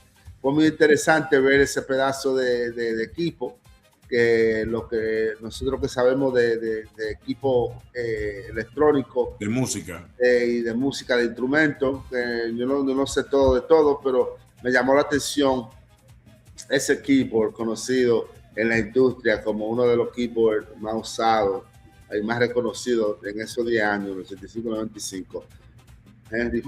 Tú sabes que yo he visto muchos pianistas con ese piano. Ya. Pero sí, el maestro Henry fue un innovador cuando tiene que ver con si tú escuchas un mambo de él, tú vas a ver que es él. Tú sabes la canción que Milly Quesada hizo con Elvis Crespo. Esa canción, si no me equivoco, lo hizo el maestro Henry Jiménez, pero ese álbum, la mayoría de las canciones lo hizo el maestro Henry Jiménez, así que hay que darle su crédito. Maestro, uno de los mejores en todos los tiempos, y le voy a dar su crédito aunque me maten. Ese es de mi favorito. Te acotaste. Vámonos con la número 4.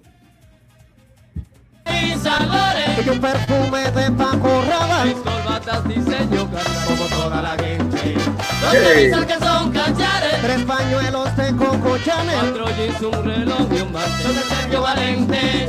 Como toda la gente, como toda la gente, como toda la gente.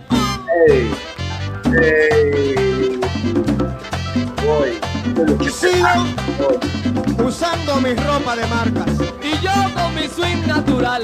Ay, ay, ay. Willy, y tú. Y yo uso lo de aquí, Oscar de la Renta. Oíste, ¿qué? Mi merengue va colorado y yo se lo canto colorado, porque ya le gusta colorado, como yo lo canto colorado. Mi mujer le gusta colorado, que yo le hago un cuento colorado, que sí le gusta mucho colorado, que lo repito colorado. Y ahora sigo camino a Colorado, compay. Y lo ave, mami.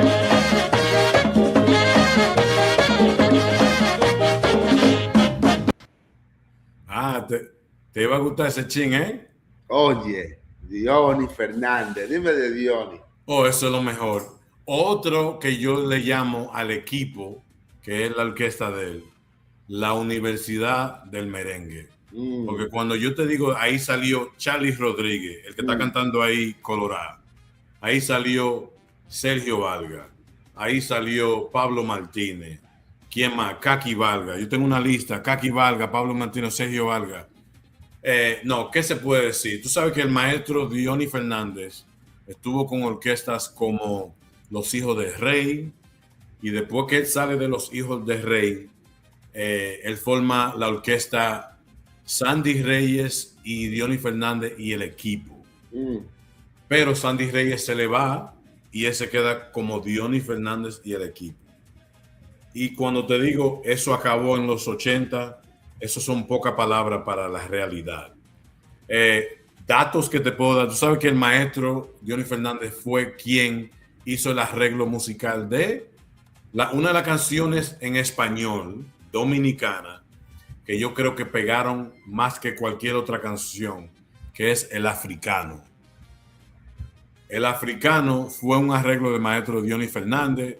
hay temas como Oye Muchacha, ¿te recuerdas esa canción? Oye Muchacha, Compañera de Fernando Villalona y Chepe del Gran Comprés. Esos son pocos de las canciones que el maestro Johnny Fernández hizo. Ponme esa cancioncita otra vez, la primera parte, ven que yo la pongo aquí, yo la tengo aquí. Vamos a escuchar otra vez, bájame ahí y vamos a escuchar Los Diseñadores, que es la canción que canta Sergio Valga con Charlie Tengo un traje de Isabores y un perfume de Paco Rabanne. Mis corbatas diseño como toda la gente. Dos camisas que son cachares, 3 pañuelos de Coco Chanel, 4 jeans, un reloj y un mantel. Yo de Sergio Valente, como toda la gente, como toda la gente, como toda la gente. One of my favorite foods of all time. Y sigo usando mi ropa de marcas. Y yo con mi swing natural. ¡Ay, ay, ay! Willy, y tú. Y yo uso lo de aquí, Oscar de la Renta. ¿Oíste? Mi merengue.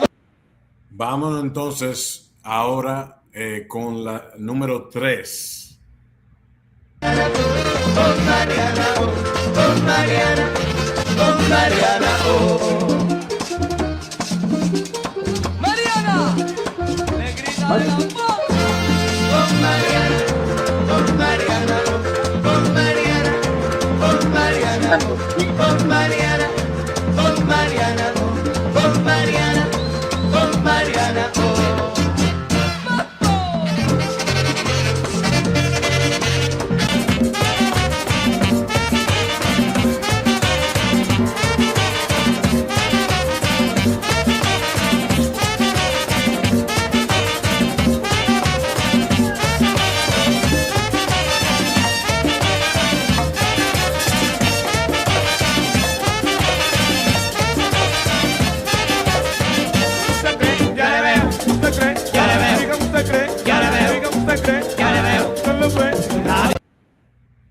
Bueno, ahí tenemos al maestro Juan Valdés. Juan Valdés no era necesariamente un cantante, aunque sí él ha sacado temas, él ha escrito temas que no han pegado tanto, pero sí él escribe canciones. Pero es la producción y el tipo de música que yo puse 2 ahí. La primera era una canción que se llama Oh Mariana, que es una adaptación de una canción, si no me equivoco, es haitiana la canción. Haitiana o, bueno, de uno de esos países del Caribe, que eso era lo normal, que se tomaba una canción de Haití o de Jamaica, lo que sea, y se hacía una adaptación a merengue. Y el maestro estuvo en la orquesta, varias orquestas. Primero fue director de la orquesta de Aram y Camilo, luego él fue director de la orquesta Liberación con Alex Bueno cuando sale Julie Pie, y Los Hijos del Rey también. El segundo video es él con Los Hijos del Rey, que ahí también estaba Sergio Vargas. Él le ha hecho canciones, antes de ponerme ese video, él le ha hecho arreglos que ustedes quizá conocen, La Ventanita con Sergio Vargas. Aquí tenemos El Chicharrón de los Hermanos Rosario, La Pastilla de Sergio Vargas también, y ¿Qué pasará? de Benny Sade también, Toda la Vida de Rasputín, y esta canción que se llama El Ilegal. A mí me gusta en particular el intro, y le voy a poner a O que le ponga un poquito. Esto fue del maestro Juan Valdés. Adelante, por favor.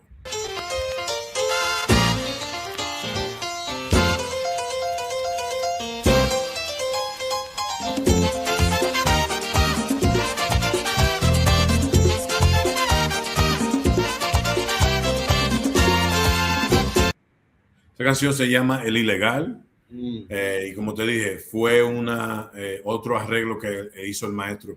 Yo nombré algunos, pero el maestro tiene otra librería de canciones, hits, no solamente canciones, pero temas que pegaron en los 80 y los 90, que lo hizo el maestro, y quería mencionar algunos, incluyendo ese, que yo sé que los intros le gustan, lo que es lo musical, a O le gusta muchísimo también, a ti también, Echo, y quise tocar ese pedacito de ese intro. Ese se llama El Ilegal. Fenomenal. Queremos seguir con la número 2. Algunos comentarios antes de seguir. Está buena la lista. Está buena. Vámonos con la número 2. Perdón. Tú estabas diciendo algo. No. Vamos a darle después de esta yo hablo. Dale. Dámela. Número 2. La Cecilia que mata mi corazón volvió. Hoy decente que la asesina no le haga lo que me hizo. Que me besó, me enamoró, me abandonó. Ay. Llevo del colmado, llevo el pagaré, me llevo una jeva y me divorcié. Yo me agoté de luna de miel a comer filete, ya me hago el diente. Ay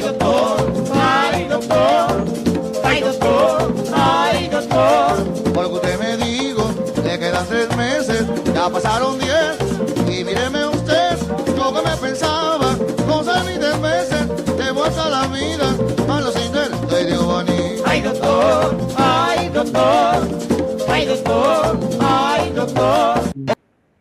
Oye, ponme una pausa ahí. Esa canción tiene algo especial, Ay Doctor. ¿Por qué? Porque, como yo he comentado antes, yo me crié en una casa evangélica, así es que se dice, ¿verdad? Sí, evangélica, y la música, el merengue no era necesariamente algo que se escuchaba, pero cada vez que yo iba para Santo Domingo, siempre decían, aquí está Jonathan bailando Ay Doctor. Esa era mi canción, y mi papá te lo dice, el día de hoy te dice, esa era la canción favorita de Jonathan, Ay Doctor. Pero estamos hablando, el que está cantando en esa canción es Richie Cepeda, hermano de Bonnie. Yo quiero mencionar a Bonnie porque Bonnie es otro que ha hecho maravillas con ese piano. Yo no sé mucho de lo técnico, o sea, de música, cuando tiene que ver con lo técnico de escribir música, pero yo sí sé de buena calidad.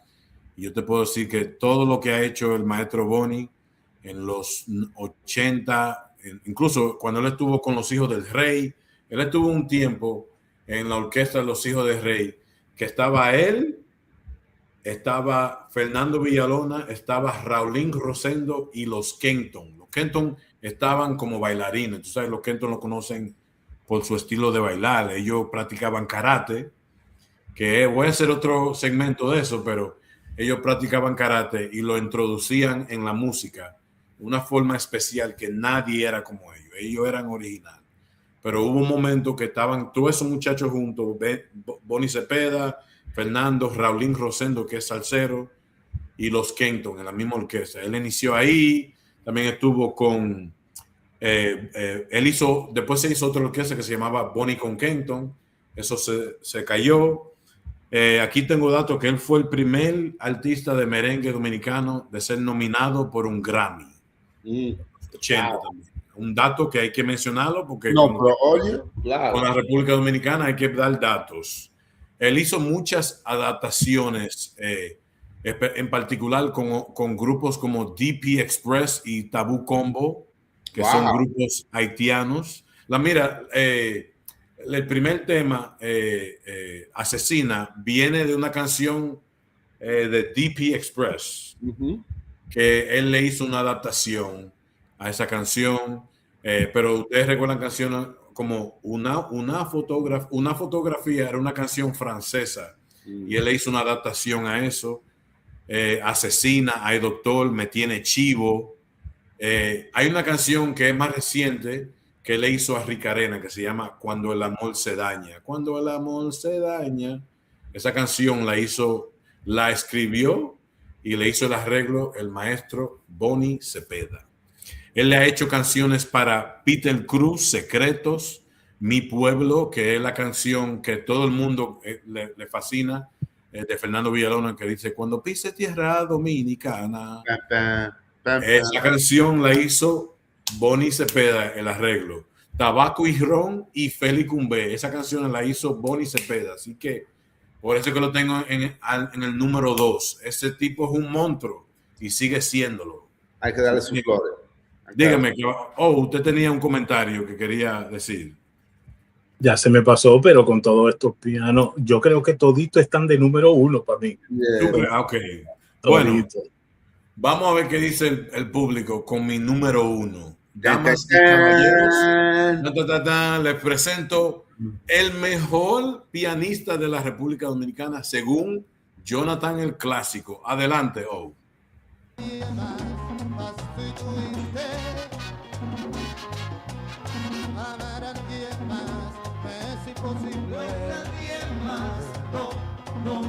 nadie más tú y tu idea. Amar a alguien más me es imposible. No hay nadie más, no. Eres todo para mí, tú mi luna y mi sol, el rostro que quiero ver cada día al despertarme. No hay nadie entre cielo y mar, mi amor, que te ame tanto. Tú eres mi única felicidad, por ti respiro y canto. Eres dueña de mi corazón y todo mi ser. Mi amor, yo no te quiero perder porque te quiero tanto. el piano.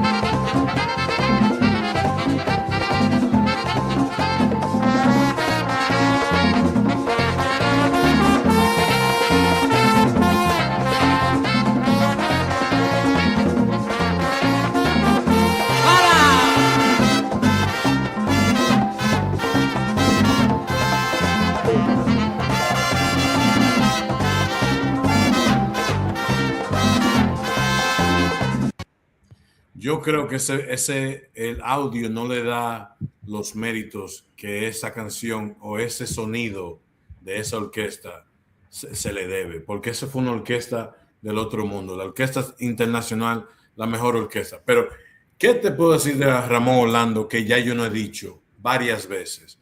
Pianista, compositor, arreglista, empezando con la orquesta de su papá, Cuco Baloy y su tribu. También él fue el director musical de la Orquesta Internacional que pueden ver ahí en la pantalla, escribiendo canciones y también Los Cantantes, que fue una agrupación que se formó después de una situación con el disquero que no permitían a Ramón Orlando cantar. Y luego él lo que hizo, que le hizo producción, hizo una orquesta aparte que se llamaba Los Cantantes, que estaban todos los cantantes de él, y su hermano, que se llama Christopher Baloy. Y bueno, ellos hicieron los temas El Venao, El Virao, pero también están los temas de Ramón con la Internacional, No Me Importa, No. Te compro tu novia fue también con Los Cantantes. Te Quiero, otro tema que él hizo con su papá en la tribu. Él le hizo composiciones para Miriam Cruz, La Loba. Yo no soy una loba, no. Esa canción le hizo El Perro Ajeno a Ruby Pérez. Quien da pan a perro ajeno pierde el pan.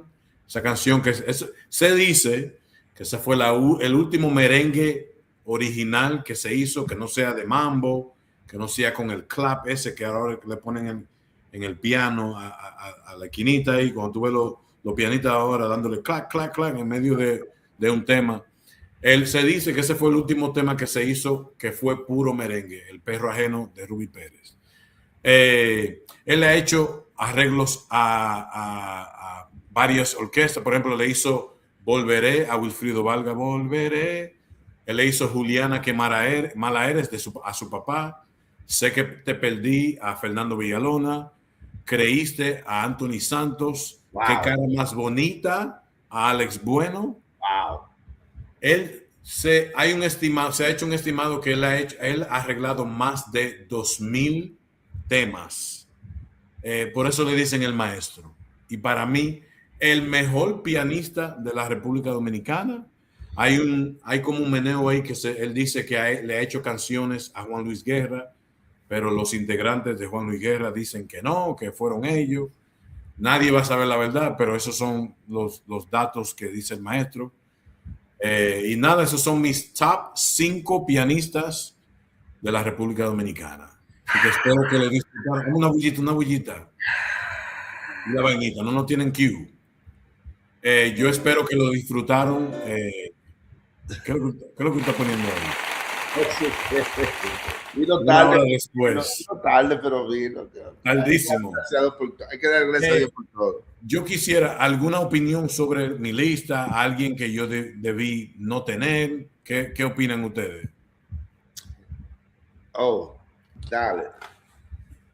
Es que, como te digo, mira, para mi gusto, honestamente, mi número 1 de todos hubiese sido Bonnie Cepeda.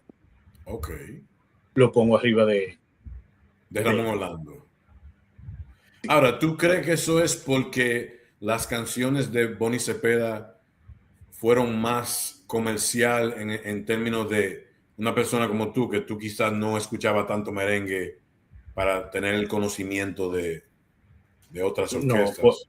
No, fue por el piano. Vamos a decir, la técnica del piano, para mí pensar, Sí. Bonnie Cepeda tenía más con el piano. Ok. Pero la gente no quiere escuchar la verdad. Oye, eso es la verdad. Entonces ya tú eres el de la verdad. No. La verdad para ti. No, sí. Como... Bueno, no, dale, sigue. No, por favor, sigue. Bueno, si tú ves a Ramón Orlando en la última canción especialmente, estaba en un corto plazo de teclas. En lo mismo. Y entonces cuando ya para el final solamente subió, pero eran las mismas cuerdas. Y bueno, ya esa sería otra conversación. Eso que te tenemos aquí. Porque si tú sabes ¿Qué es el miedo que tú tienes? No, es que el público, tú sabes. No, da tu opinión, habla. Hubo un momento donde los pianistas que de verdad tocaban, y entonces el merengue cambió a solamente cuerdas. Unas noticas, lo mismo, repetitivo. Y eso es lo que yo pienso con lo de Ramón Orlando. Ahí terminó lo que tú dijiste de un merengue específico y cambió a otro. En esos años. Ok.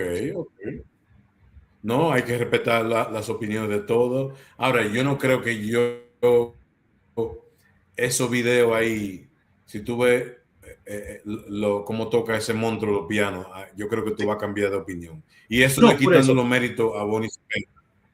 Tuviésemos que sentarnos y analizar las canciones en otro tiempo y entonces escudriñar y volver a este tema a ver si cambio.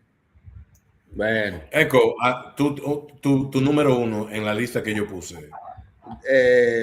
Primeramente, tu lista está bien componida, bien compuesta, digo. Yo creo que me voy con Ramón también. Ramón es casi familia mía. ¿Es verdad? Sí, pero mi tío se casó con la hija de Cuco Valor, mi tía Mercedes, que es padre de Valor. Entonces, hay un bias ahí, pero Ramón Orlando es un artista que puede ser número 1 en 2 categorías, que es el piano y arreglo. Sí. Y entonces, cuando yo a veces digo, a lo mejor Bonnie Cepeda puede ser un mejor pianista. ¿Tú me entiendes? Cuando se trata a lo mejor de melodía y cuerdas y progresiones y cosas así, a lo mejor puede tener un truquito más que el maestro. Pero que el maestro puede cambiar su forma de tocar dependiendo del arreglo que le hace a otras personas. Y una persona con tanto arreglo significa que él tiene un don de crear melodías diversas, ¿tú me entiendes? Sí, Esos son muchos arreglos, señores, son muchos arreglos que sí están en el género de merengue, pero él también ha compuesto también salsa, porque tú dices, si él arregló Juliana, que fue una de las salsas más pegadas de Cuco Valor, una vaina que se toca, eso se toca en la fiesta de los zapaticos blancos. Juliana, eso se pone, tú me entiendes, comienza todo ese viejito a ponerle paso a eso. Y para pensar que Maquito cuando hizo eso. Él le hizo la primera producción completa a su padre. Cesapil. Oh, Cesapil. Y entonces, una de mis canciones que yo analicé más recientemente en mi vida adulta, ahora que yo escucho la música hispana mucho más, música de mi país, que fue Creíste de Anthony. De Anthony Santos. ¿Y quién fue el arreglista? Por eso estoy diciendo. Entonces, sí, que ya está. No, perdón. Ya eso es una cosa, porque Bonnie también está haciendo cosas recientes, ¿tú me entiendes? Pero que son cosas que, coño, eso fue un éxito ese disco, loco. Y para ver que el maestro todavía está involucrado en esa producción, en esos arreglos. Para que lo sepa. No, hay que darle su mérito. Entonces es el edge que le doy al maestro sobre los otros, que él también ha sido arreglista para mucho éxito para otras personas, que significa que él puede cambiar y puede adaptarse a hacerle melodía a otra persona. Eso es lo que digo yo. Oye, diferentes géneros, sí. Debería de hacer un tema, los 5 mejores arreglistas del merengue. Vamos a hacer eso. Eso viene por ahí. Sí, no, pero yo sé que hay otros arreglistas por ahí que a lo mejor dan competencia. Pero de arreglista, como dijo Echo, eso sería un palo. Vamos yo estoy haciendo planes ya para hacer otra lista. Yo espero que les gusten la lista que yo estoy preparando y yo trato de investigar. Estaba buena. O sea que ahora cerrar. Mi hermano O va a hablar sobre su receta del asopado. Oye, no, pero hay algo que viene aquí al final del mes, a Miami. ¿Verdad? Sí, señor. No, en Orlando, en House of Blues. Los clásicos RD estaremos allá en vivo con los hermanos Rosario. ¿Cómo? ¿Cuál es la fecha? El 31 de mayo, este mes, un domingo 31 en House of Blues.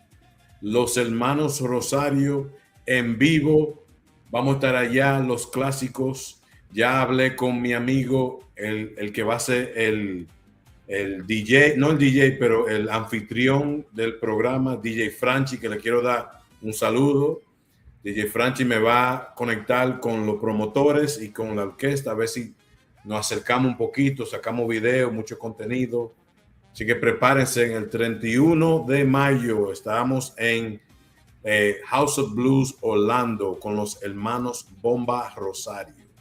Mierda, oye, salió chilísimo. Salió súper. Pero Echo, tú te vas a caer la boca porque yo creo que me voy para allá.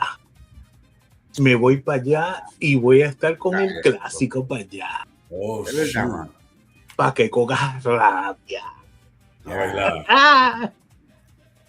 Y que el 31 hay otro concierto en Miami, pero yo no creo que me voy a poner a hacer 2 viajes a Miami. Pero vamos a hacerlo por eso. Pero es que tú me dijiste en Miami, por eso que yo lo No, hay uno en Miami que va a ser Charlie, es como un día celebrando las madres, el mes de las madres. Va a ser Charlie Rodríguez, ¿quién más va a estar ahí? El de los hijos de Puerto Rico, Omar de Morisi y Henry García, que el que cantó todita la salsa, que cantó con Ramón Orlando en la tribu y cantó con la Coco Band, salsa con coco. Esos 3 van a estar en Miami Gardens o Miami Esto es el 29, Miami Gardens. No sé dónde, pero en Miami Gardens van a estar haciendo un concierto para las madres, el mes de la madre. Pero no se pierdan la de los hermanos Rosario. El 31, ya dicho, confirmado, los Vamos clásicos RD, vamos a estar para allá. Vamos para allá. Oye, ¿tú vienes para acá? No creo. No, yo no voy. Te mando fotos. Uno de esos lo va a caer de sorpresa, loco, un día. Mira, un día que tú no vas a estar, o un día de eso que tú vas a estar por ahí botado, me lo va a aparecer a Jonathan así de sorpresa, loco, vamos para este show y te vamos a llamar FaceTime, loco. Dime, ¿qué es lo que, varón? Mira quién está aquí en vivo y directo. Bueno, a lo mejor yo esté en una de esas cosas antes que tú. Eso es lo que me importa. No, obvio, porque está ya. Es verdad, es verdad. Oigan, señores, no se olviden a darle like, compartir nuestro contenido. No se olviden a seguir nuestras páginas con mis compañeros Echo el Black y O en sus canales personales. Y sigan nuestras redes. Como les dije, los clásicos en Instagram, los clásicos RD en Facebook y los clásicos RD en YouTube. Esto va para arriba, que va esto va para arriba. Con la bendición de Dios y con el esfuerzo de mis hermanos y yo. Nos fuimos. Hasta la próxima. Los clásicos RD.